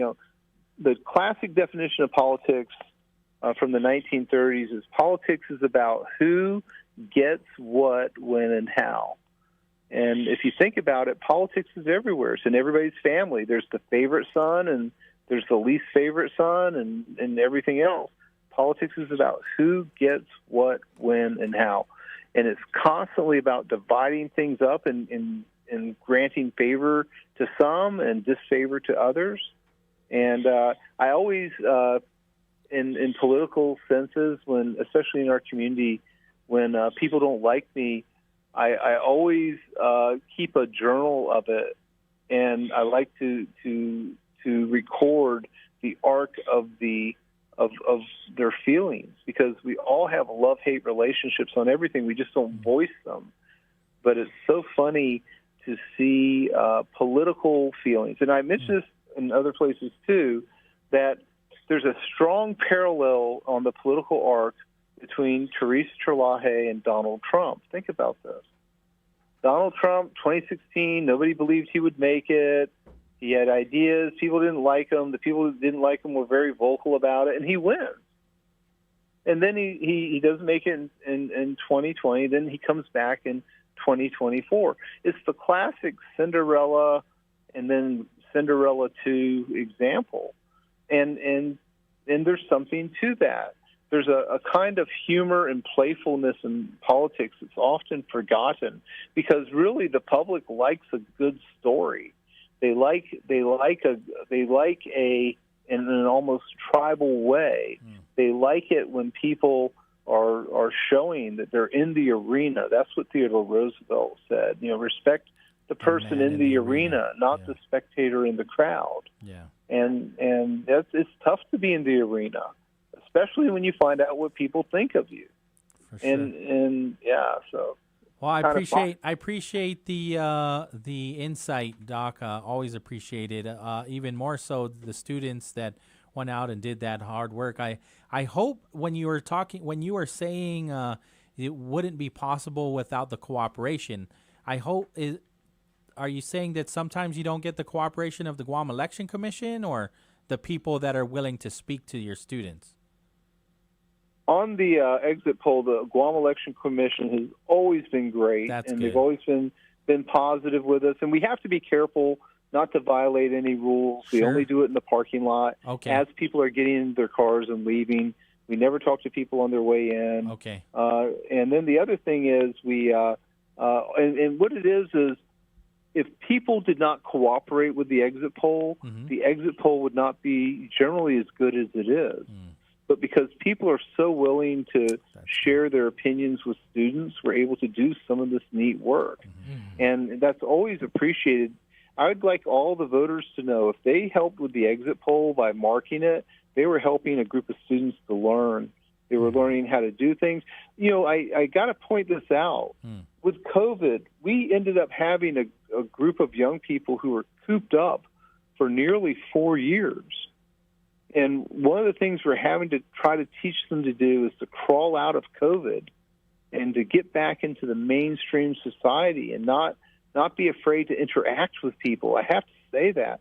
It was just last semester I had my last group of students stop wearing masks for the most part. I was having students wear masks as late as April. Wow. And because they've just become that, it's a form of socialization almost for them to be very concerned and distraught over getting a cold from somebody. I have to tell you, people don't talk about this a lot, but I've heard that you should go let your kid play out in the dirt every day so they get exposed to build some immunity, yeah. Right? Yes, and everything else. There's something to that, and in a way, many of our young people need to be re-socialized the way you guys were. They've even in many places in the U.S. shut down playgrounds because of helicopter parents claiming they're too dangerous or whatever. You can fall off the swing and get hurt or something. How many friends did you guys have that broke their arms? I still have scars. Right. Broken collarbone. Yeah. Yes. Made me the man I am. Yeah. Stitches underneath my chin. Hey, Doc, what was the bet about, should this person not make it on the primary, you're going to take Pauly and I to dinner? What was? Yeah. Alicia Limtiaco. Yeah, right? Yeah. Okay. She made it. She made it, yeah. She's actually, she's ready to come in, so Yeah. I appreciate you, Doc. Thanks for the conversation. We'll talk to you in a bit. Yes, Doc. Thank you. Guys, All right. I love it that you guys are in the afternoon. You're the princes of the afternoon. Thank you. All right, take care. More like Pauly. Dr. Ron McNinch right there. Again, his students at the University of Guam were able to put together that exit poll on Saturday. We got to take the break. Yes. And then we'll bring in Alicia Limtiaco, right? Yes. KGUM FM in Dededo, Guam. We'll be right back.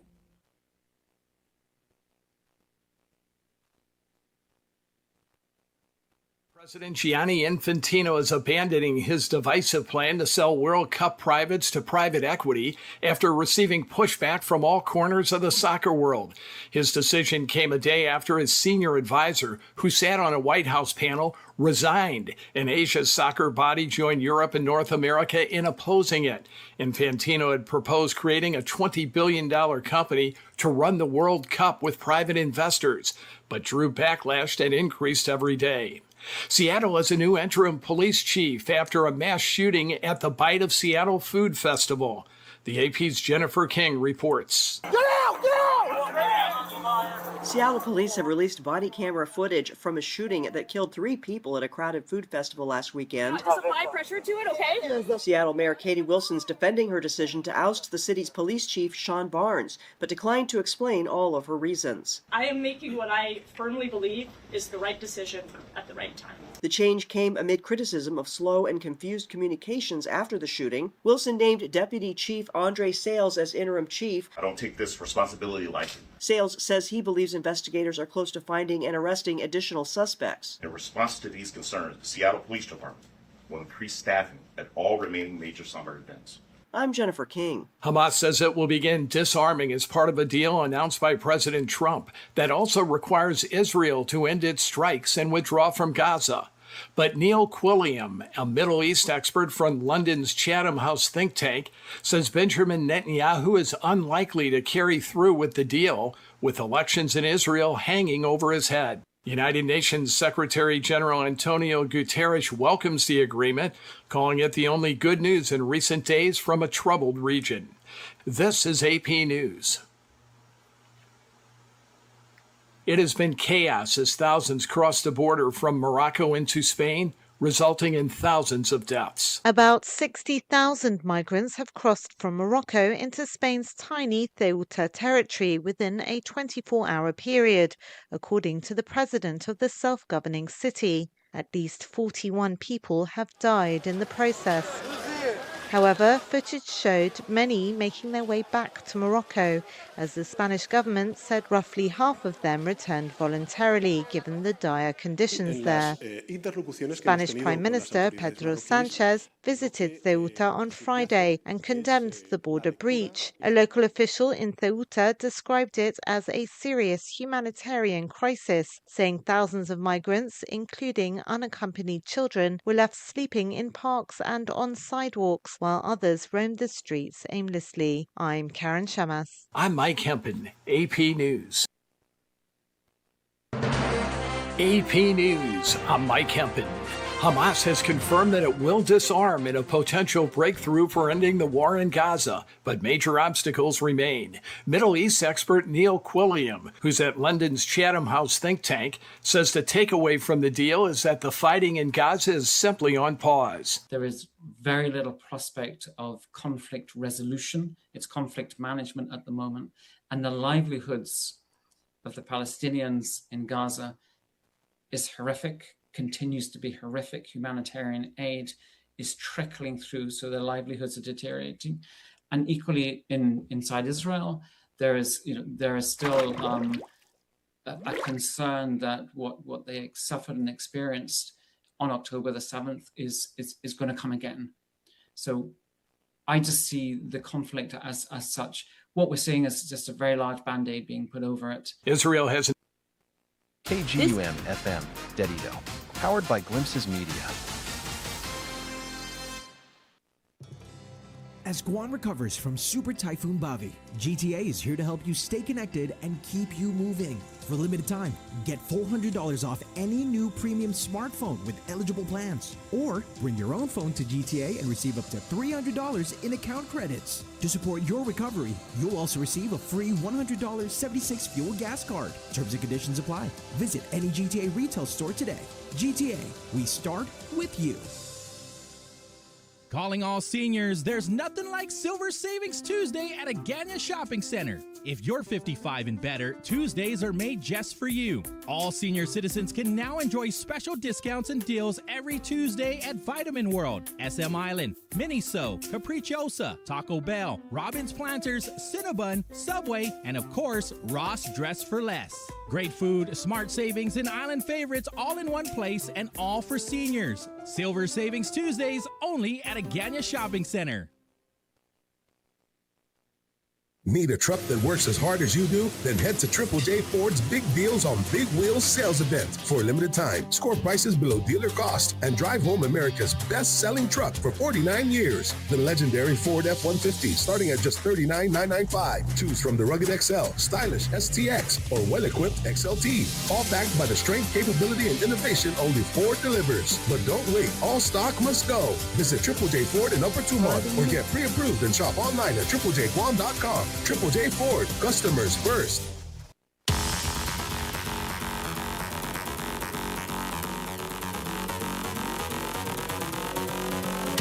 We're 9 minutes into the hour of 5 o'clock, and that means we're checking out the roads of Guam as we help you move forward along with Guam Auto Spot. Standing by, Mr. Pauly Suba. All right, let's break out my handy-dandy glimpses of Guam traffic app. All right, what do you got for us? It is starting to get heavily congested on Marine Corps Drive in the Hagana area, most especially right around Chief Kapua Park, and then also as we get closer to Airport Road, I see some congestion there. Route 8 is pretty decent, and then when we get closer to Carbolito Elementary School, there's going to be some delays there as well. Over by the farmers market, past the Guam Regional Medical City, I see some congestion as well. Route 10, light congestion there. I don't see too many difficulties for you. Route 16 until you get to Harmon Loop, there is some congestion there. Once again, helping you move forward, the Guam Auto Spot. Schedule that test drive today at Guam Auto Spot by calling 478-AUTO. View their inventory on their website at guamautospot.com. With decades experience in Guam and the region, Take Care members have access to the largest offering of free fitness classes and health education programs. Membership also includes the high-quality credentialed network of on- and off-island healthcare providers and the one-stop FHB Health Center and urgent care. Ask for Take Care. Call 671-647-3526. Go to takecareasia.com for more information. Take Care. Our island, your health plan.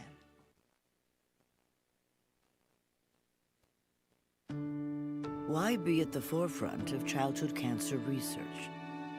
At St. Jude, we do it because every innovation we make is a moment we give to children with cancer everywhere. But we can't do it without you. Help St. Jude give children with cancer more moments. Moments that can last a lifetime. Learn more at stjude.org.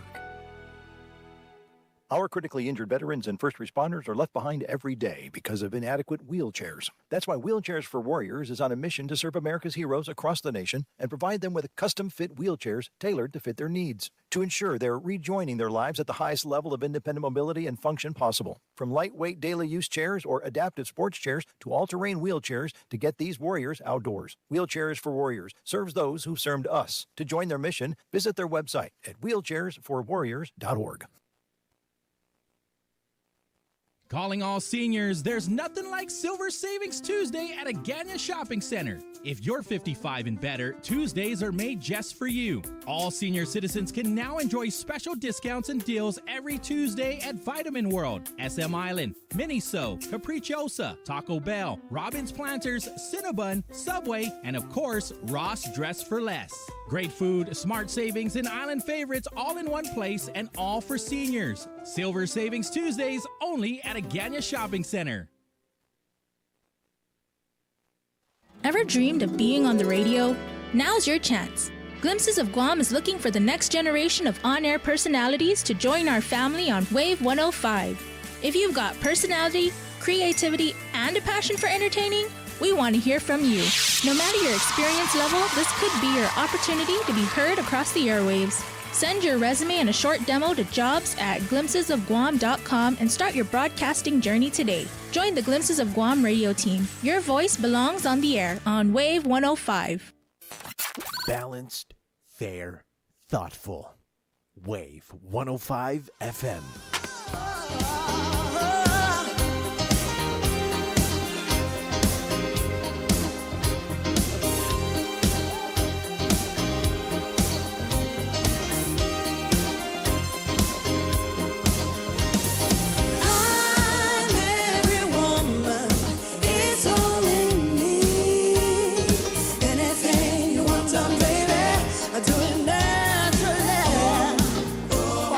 In the afternoon. Welcome back to the show. This is the Bright Side.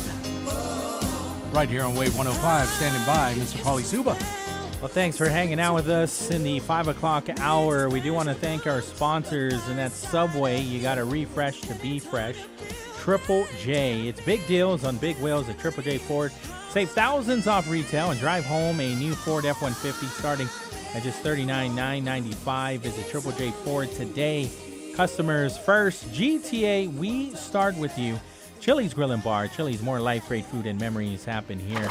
And Micro Pack for sound tech and everything in between. To think Micro Pack. And joining us in the studio is former Attorney General, U.S. Attorney General, and our very own Attorney General of Guam, Attorney Alicia Limtiaco. Thank you so much. And so you're running for Congress. Yes, that's correct. Yeah. And first of all, I do want to say hafa and buenas to all of your listeners and our community here in Guam, and to thank you, Pauly, and 105.1 FM for the opportunity to, engage with our community. Well, I really appreciate this, right? I mean, obviously you moved on to the primary unopposed, and so we were reaching out. It's been a very busy campaign. And so we just wanted to make sure that our audience has the opportunity to hear from you like they were able to hear from Mary Camacho Torres, right? We also reached out to Congressman Jim Moylan. He also has a busy schedule and was unable to make it. And so when we think about this office, I just wanted to give you the opportunity, what is the role of the delegate? Because sometimes even as voters, even as just somebody on the island, we don't really know the role of Congress. We think you're going to solve all of our problems. Well, thank you. And that is a big question. You're absolutely right. On the campaign trail, I've been very, very fortunate to be able to meet and talk with people. And one of the questions is that very question that you've just raised.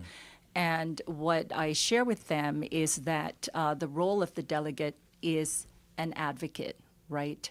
The delegate for Guam would be the person who fights for, who advances, who advocates our priorities here at home, right?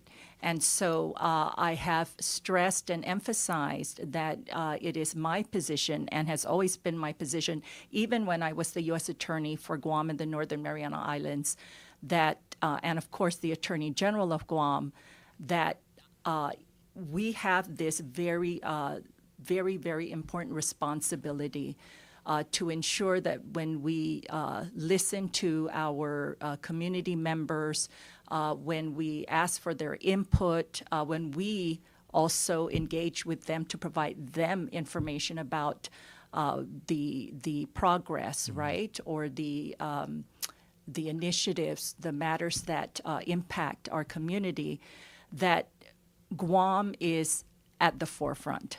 That is the focus. And so I have said in past discussions that as the Guam delegate, my role and responsibility would be to bring Guam's priorities to D.C. and advocate and fight for Guam's priorities, not the other way around. So in other words, it's not the Guam delegate coming back to Guam and saying, well, this is what Washington, D.C. wants us to do, and so therefore we're going to do it, right?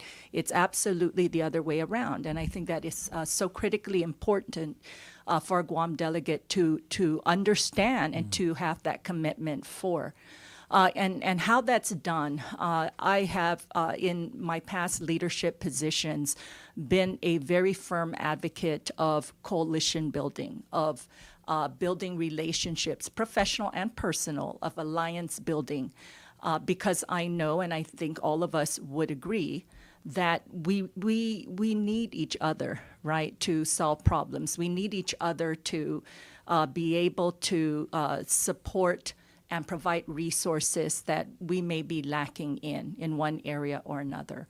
So in my past leadership positions, it has been about inviting to the table all of our stakeholders and partners, whether I'm talking locally in our Pacific region, nationally, or even internationally or globally.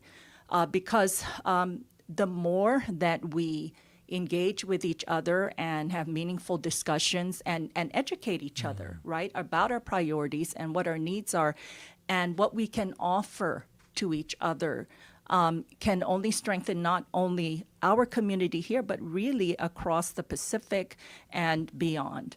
And so you will hear me emphasize coalition building, alliances, strengthening those relationships, which is what I would do in Congress. And I've done it before. I'm a very firm advocate and supporter, as I said, of that. And it has worked. I'm very proud of the work and the outcomes that I was able to, working with others, because not alone, working with others to achieve when I was the Attorney General of Guam and the U.S. Attorney for Guam and the Northern Mariana Islands. And it is a good feeling when you are all in the room and you are having these very open, respectful discussions about how we can help each other, and then taking action to do it, right? And really having a mission and objectives in mind and not just talking about it, right? So that is how my firm belief and my commitment. And so when I listen to some of the agencies, right, they work with federal monies, they have grants and whatnot. Department of Public Health and Social Services, they facilitate a lot of the federal programs. And then there's the inconsistencies that they share from their counterparts. They're not quite certain when funding will be sent over, especially very recently, the Child Care Development Grant funding. And Director Teresa Arreola has said, I don't know when we're going to get the next funding. And so we might have to pay that up front and then get reimbursed later. How does the delegate assist these agencies, or can they assist these agencies better as with you at the helm, so that way they're getting their answers, more straightforward answers? And so sometimes it's coming straight from the White House to you. Yeah.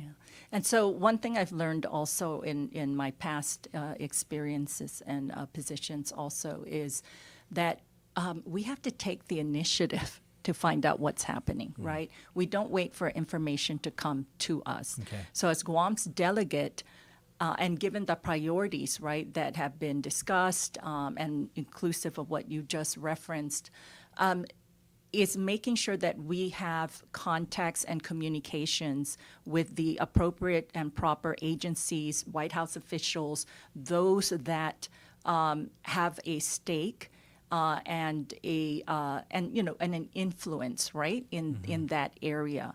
And as Guam's delegate, it would be incumbent for me to be, boots on the ground, as we say, right?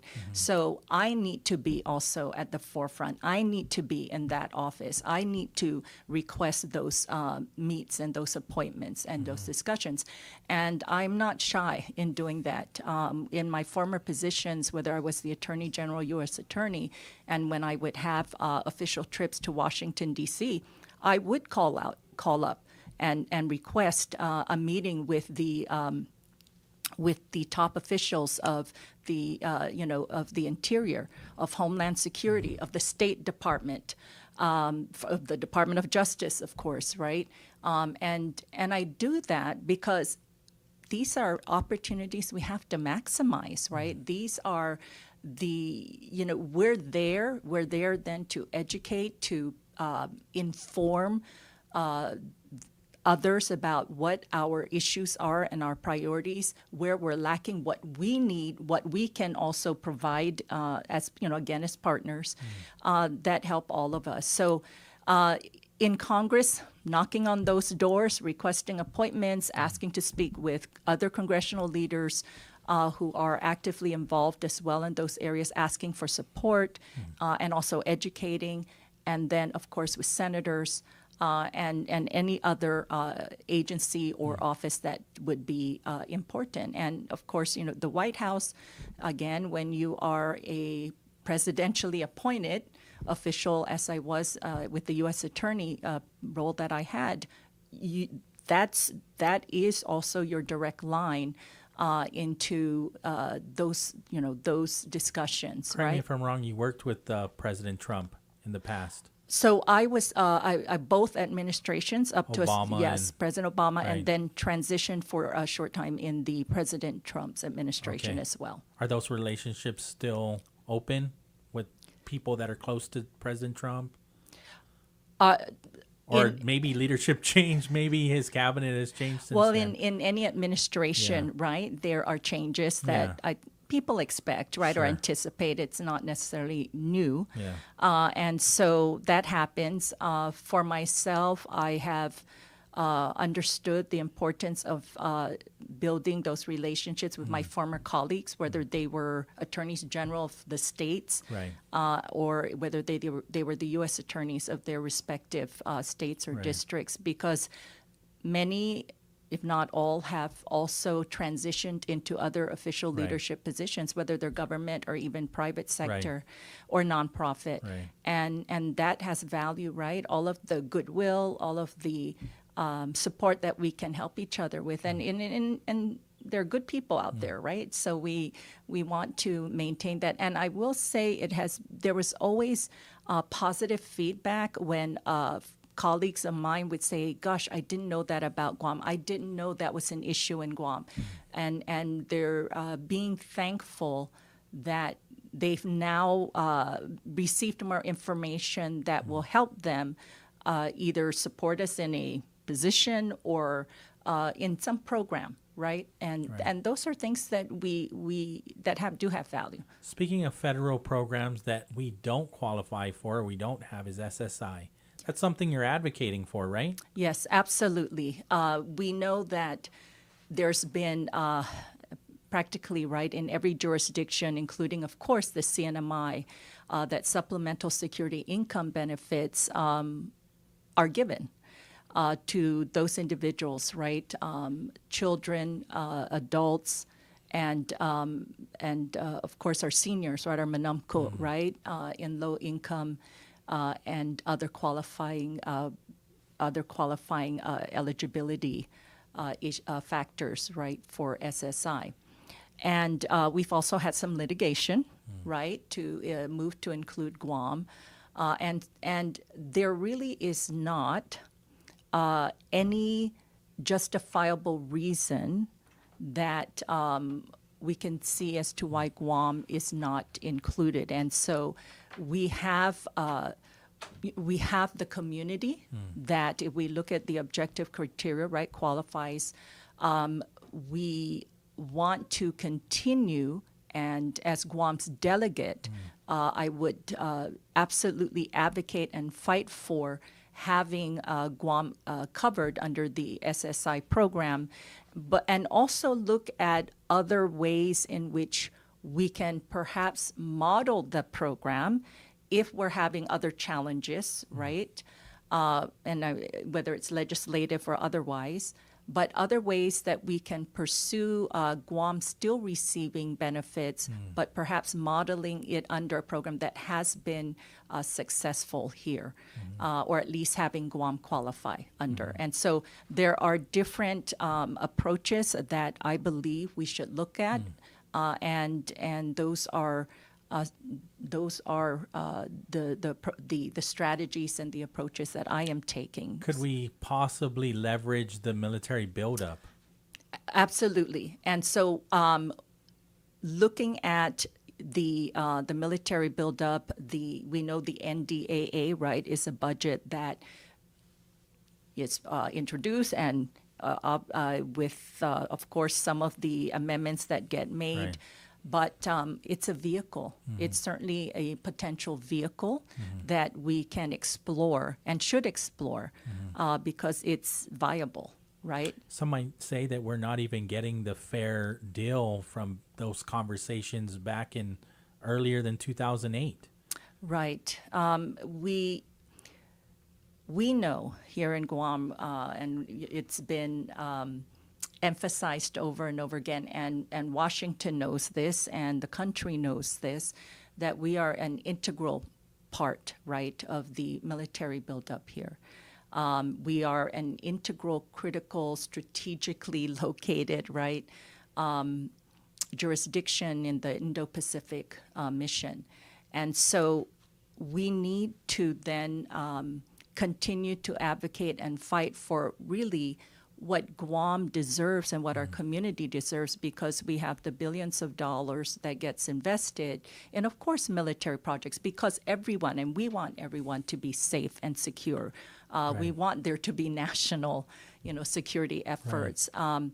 At the same time, though, we are a genuine community here of families and children and our Manamko who are deserving of receiving the best of services, right? The best quality of services, the best care, our utilities, our infrastructure in different areas, with our legal community, our education, all other sectors.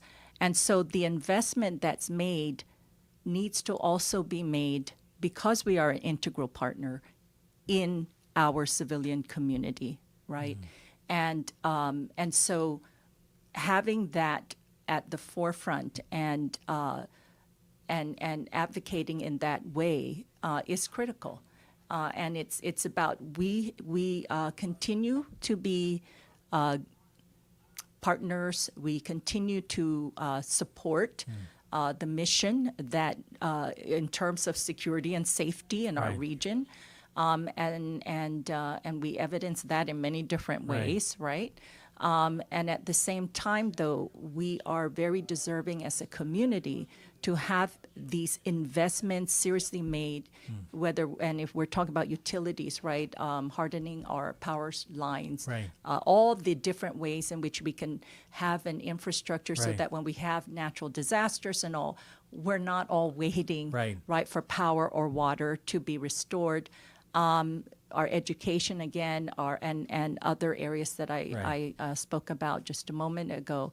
Because when our community is strong and strengthened in those areas, right, we're thriving, that can only support and strengthen the mission of safety and security in Guam and in the Pacific. We can't, right? We have to have a balance, right? We have to have a balance, and that's important. And we need to just keep that in the forefront. Do you mind taking a call?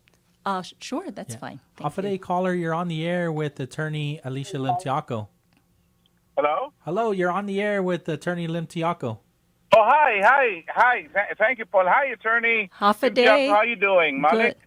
Malik. Hey, this is, I just have a question. This is Mr. Perry.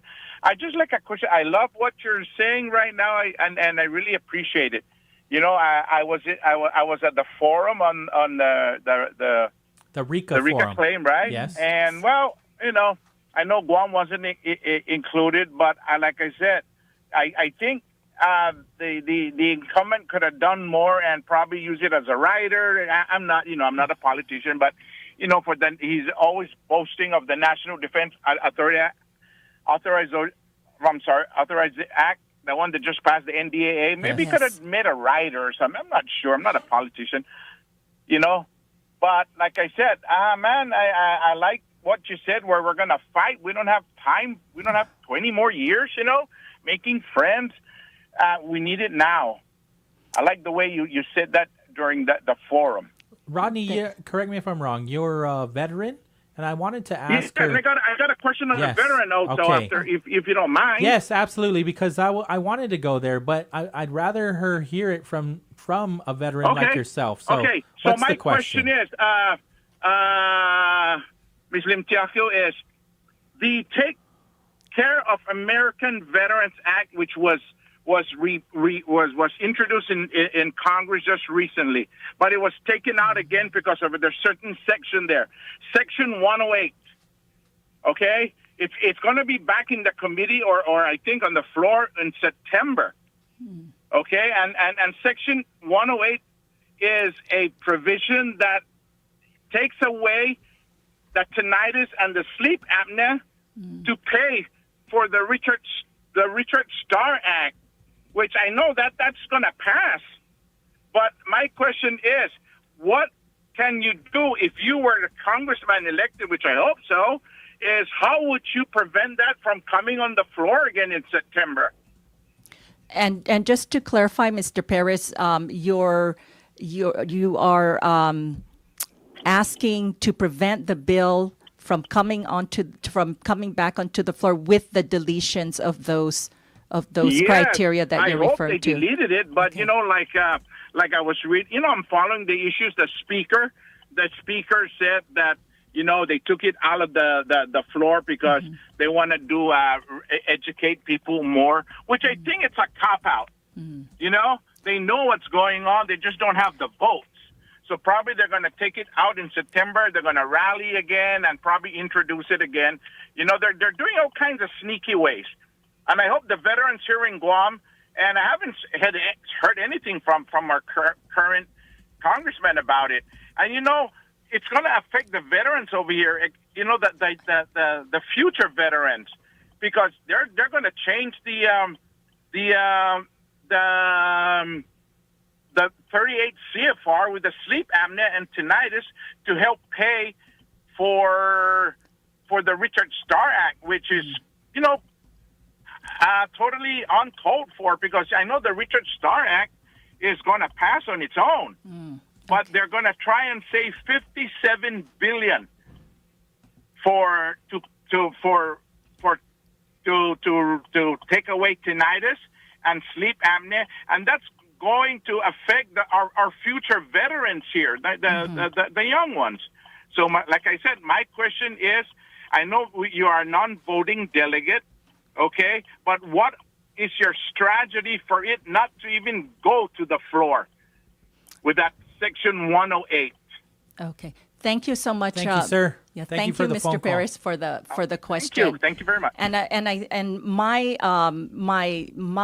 thinking for Mr. Perez and others listening is that there's even a broader question there, right? Because Mr. Perez is asking about strategies when we have bills or proposed legislation, right, where there are concerns by our veterans. And so one of the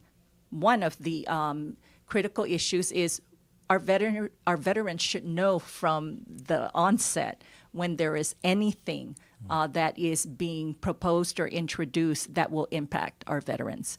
So when we hear that veterans here in our community have not heard anything about it, they're sort of following it on their own. They may have maybe watched a news report or they're online, right? So that's one of the very first steps. As Guam's delegate, once again, it's making sure that we take the initiative, that I take the initiative. And when I say we, right, collectively, the office of the Guam delegate, as the Guam delegate, and those that would be serving our community in the office, that I take the initiative to find out what are those bills, what are those proposals being made in Washington by other congressional leaders or senators that will have an impact in this case, our veterans. And then find that, right? Contact the office and the congressional leader, him or herself, and get information and start having communications with our veterans here. Because when we talk about any bill or proposed legislation, we need to hear from the people that it's going to impact directly the most. And as Guam's delegate, I alone will not be able, right, to communicate all of that unless I make sure that I come home, that I, again, open up those discussions with our veteran community here and listen to their input and say, this is what is happening, and want to hear from them. And it's taking all of their input, their feedback, their concerns, their proposed ways to address, right, some of these deficiencies that they raise, and then bringing it back to Washington, right? And then that transitions into those alliances, those coalitions, those knocking on the doors of those congressional leaders or senators, and having those conversations. And when I know we had discussions about committees, right? So although we are, as a Guam delegate, the Guam delegate is non-voting on the House floor, right? In terms of a final vote.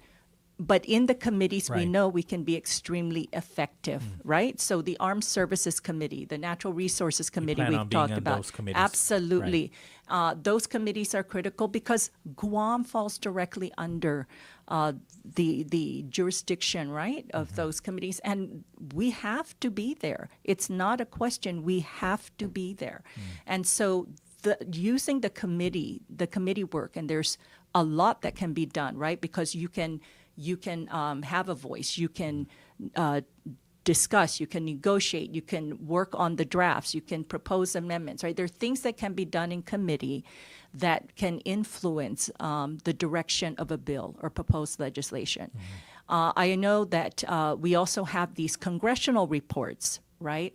And so in any bill that is taken to the House floor and is up for final vote, there is an associated congressional committee report that contains information that would explain the intent of the legislation, that would include anything else that might be important or relevant to the purposes behind the bill.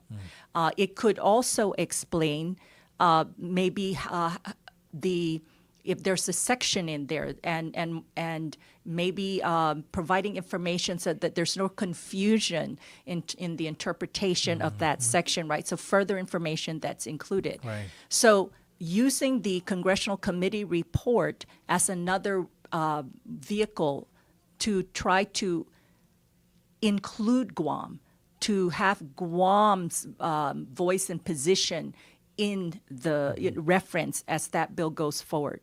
So that, again, right, we're represented, we take a position, we advocate, all of these are done simultaneously almost, right? And so those are the ways that I would approach this. When you're explaining that, I'm thinking RICA.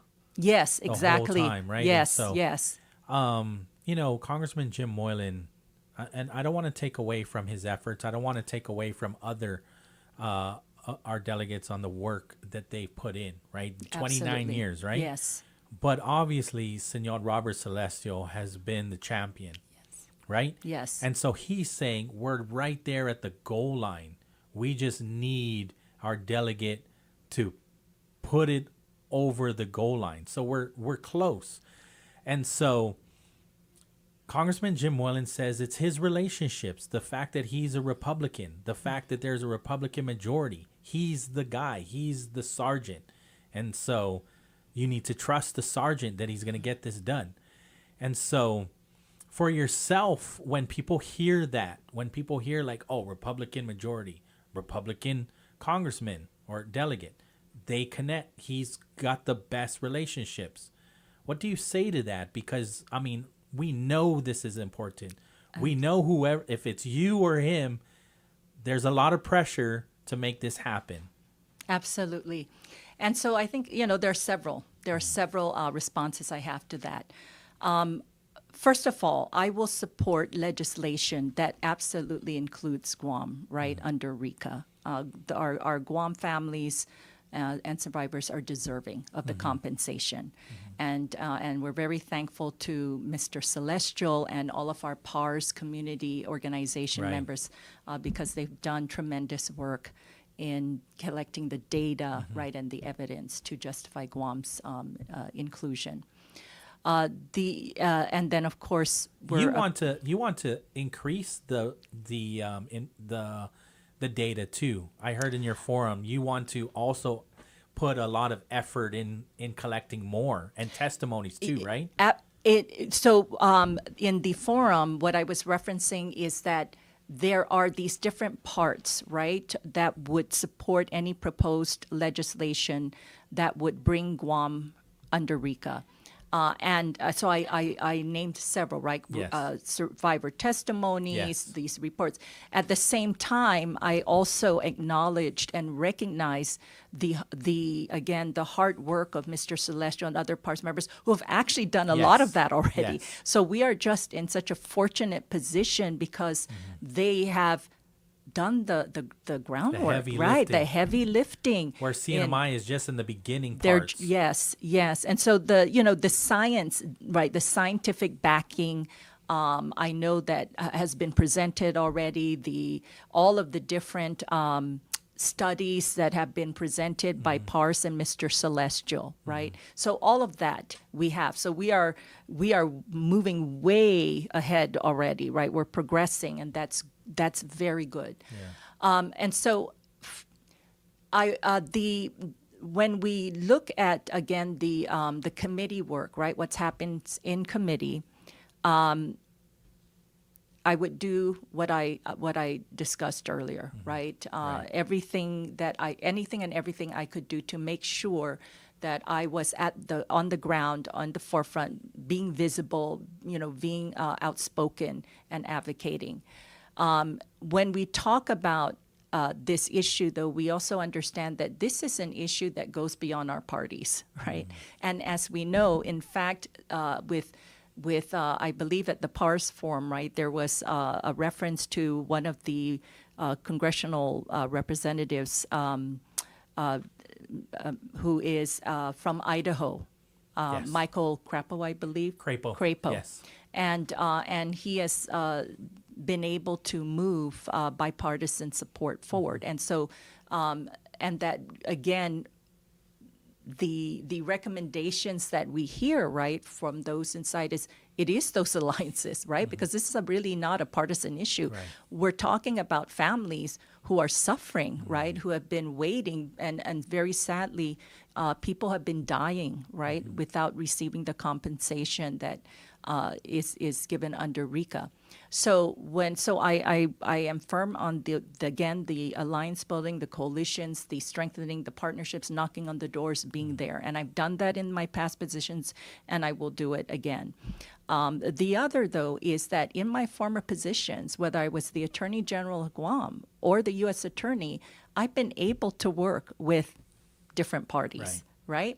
And so because the focus is not we're not looking strictly at, the party we're with or only those within the party. We're talking about our community, right? Because at the end of the day, it is all about the people of Guam. And so it's not something that I am very committed to doing what I've done in the past that has been effective and has brought positive outcomes, and I will do it again. And that is the focus.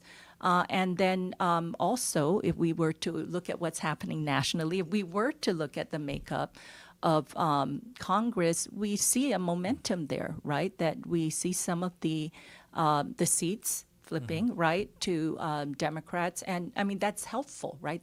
That is, right. You reference that kind of support, and so all of these factors combined, right, are good for us. And again, as Guam's delegate, I'm committed to doing what works, and certainly very open to anything else, right, that would be effective, and would want to make sure that it is, again, Guam's priorities in the forefront and not the other way around.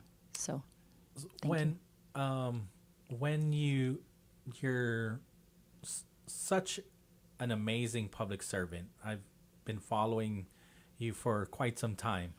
And so it doesn't surprise me to see you on running for governor, running lieutenant governor, which you have already, attorney general.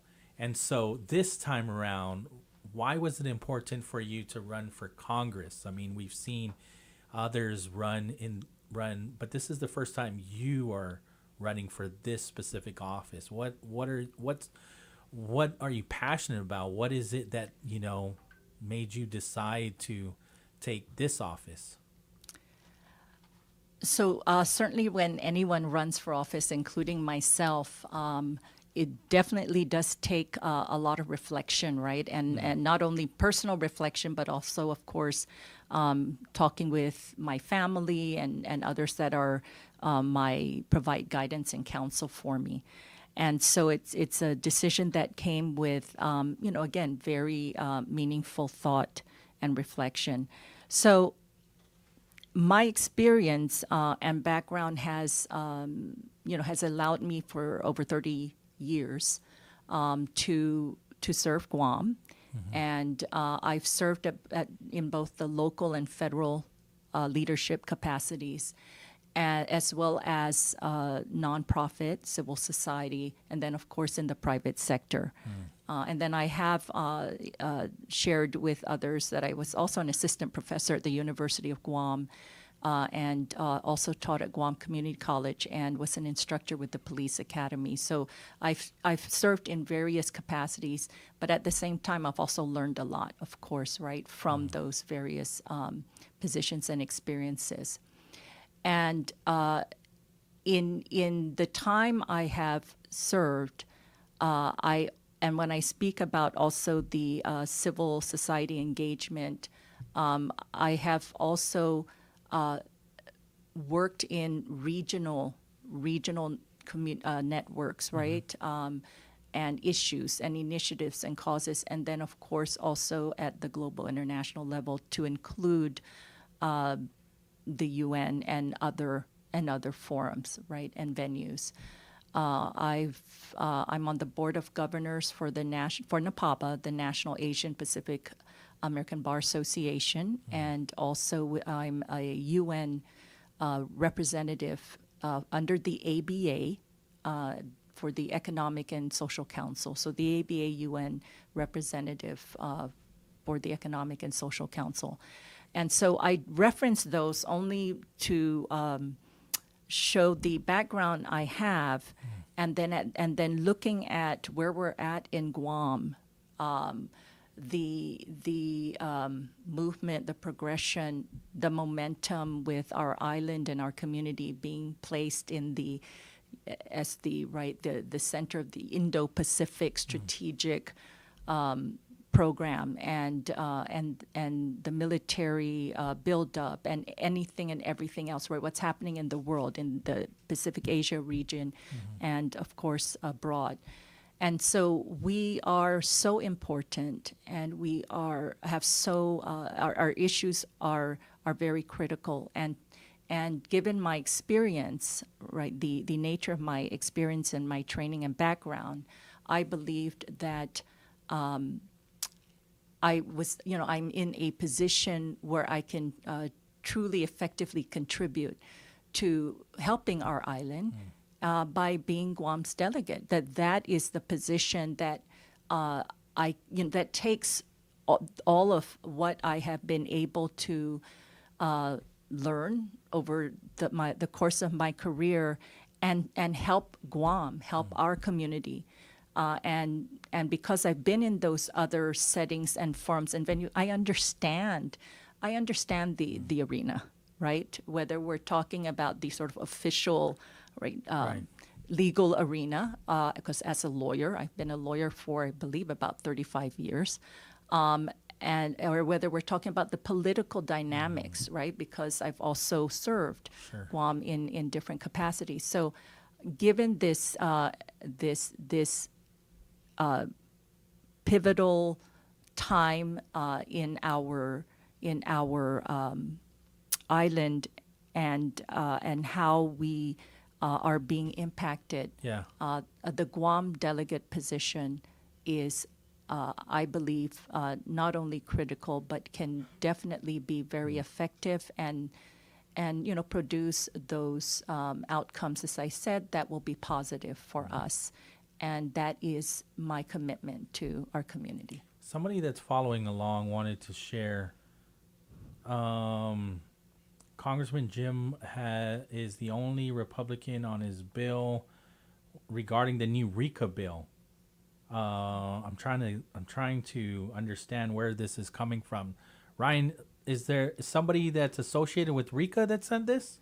No, that was the call. I mean, it was I just got the message. Okay, it's in broken sentences, so I don't even know where to go with this, except somebody is making a statement saying that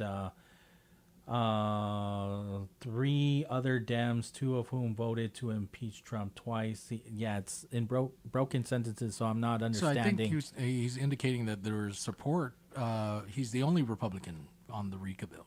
Okay. Yeah, and so referencing my question. Yeah. Or there are Democrats and whatnot probably then. So I guess he's referencing the relationship aspect of it. Okay. So Congressman James Moylan highlights the fact about relationships. Right. But there's no Republican except him. Yeah.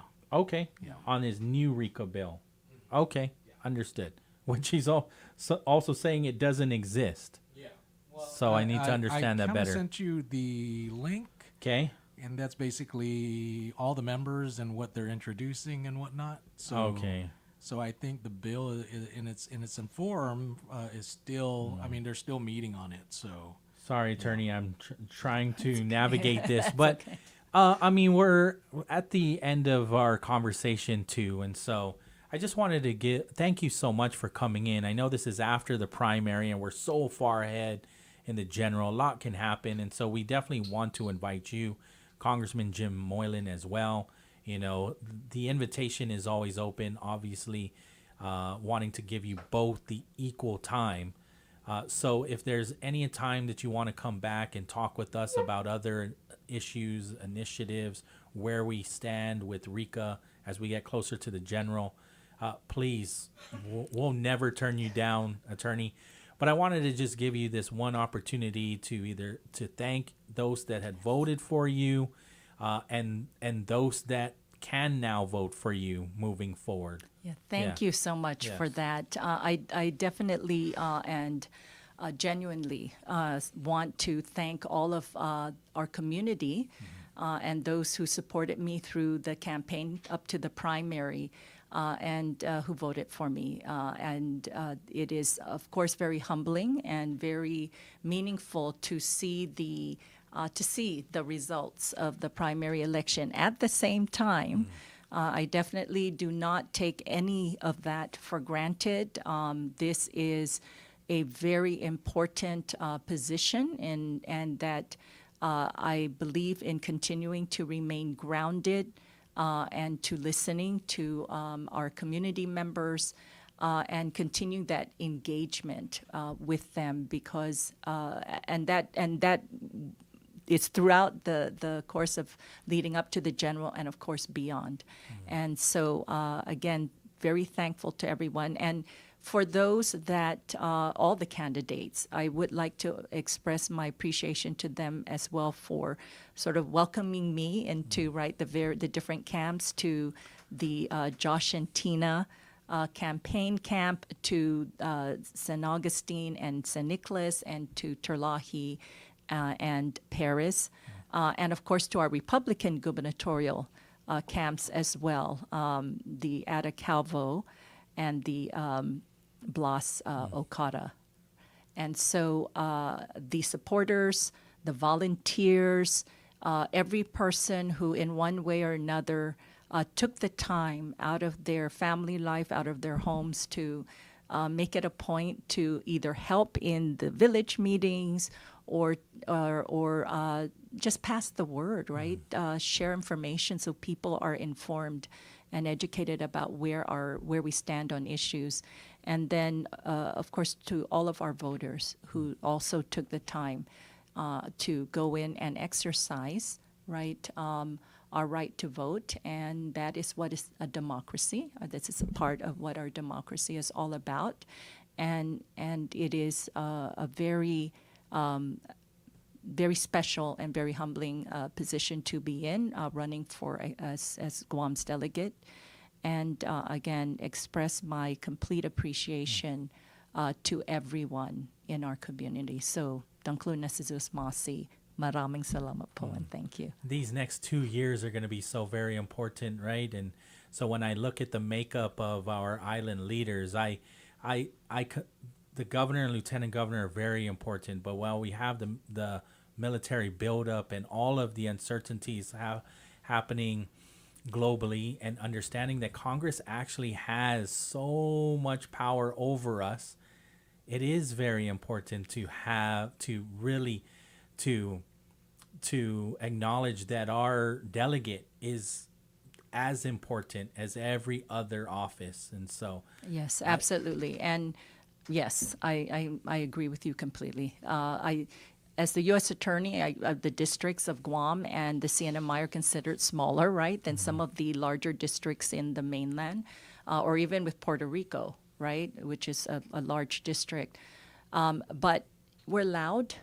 We express our voices. And when I was in the U.S. Attorney's position, I wanted to make sure that Guam was heard, that the CNMI was heard, and that people understood where we were at on initiatives, programs, what our needs were, and that those relationships are so important, and even to the extent of inviting and having certain at the time Department of Justice officials visit Guam for the first time and actually engage in our community, which was at the time U.S. Attorney General Eric Holder.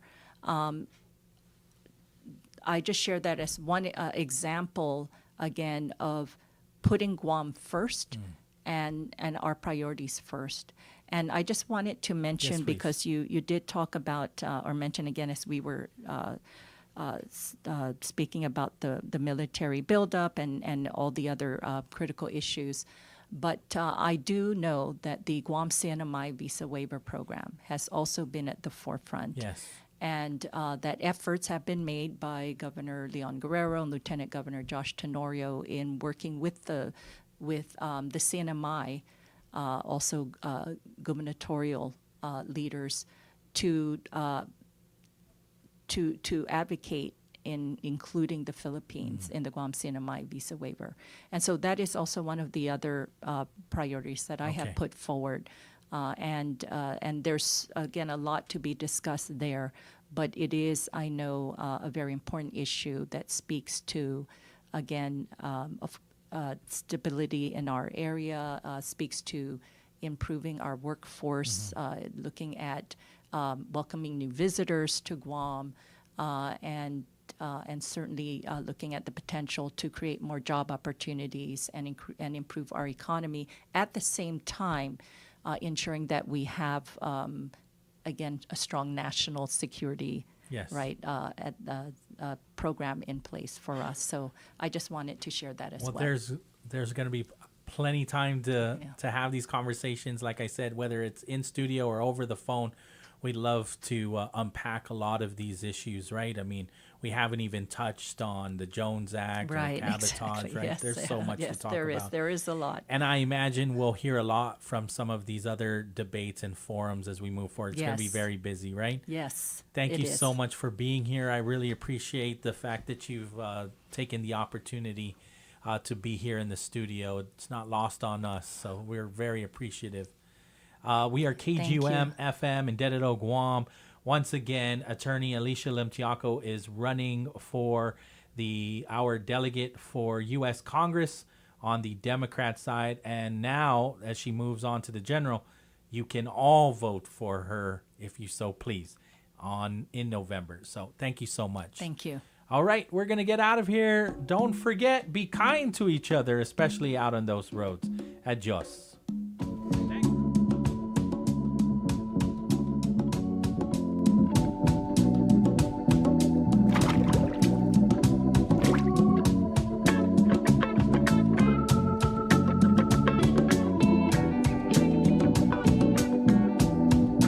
Though you may not drive a great big Cadillac,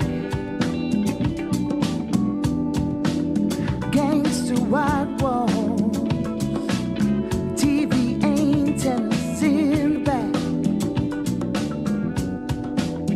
You may not have a car at all,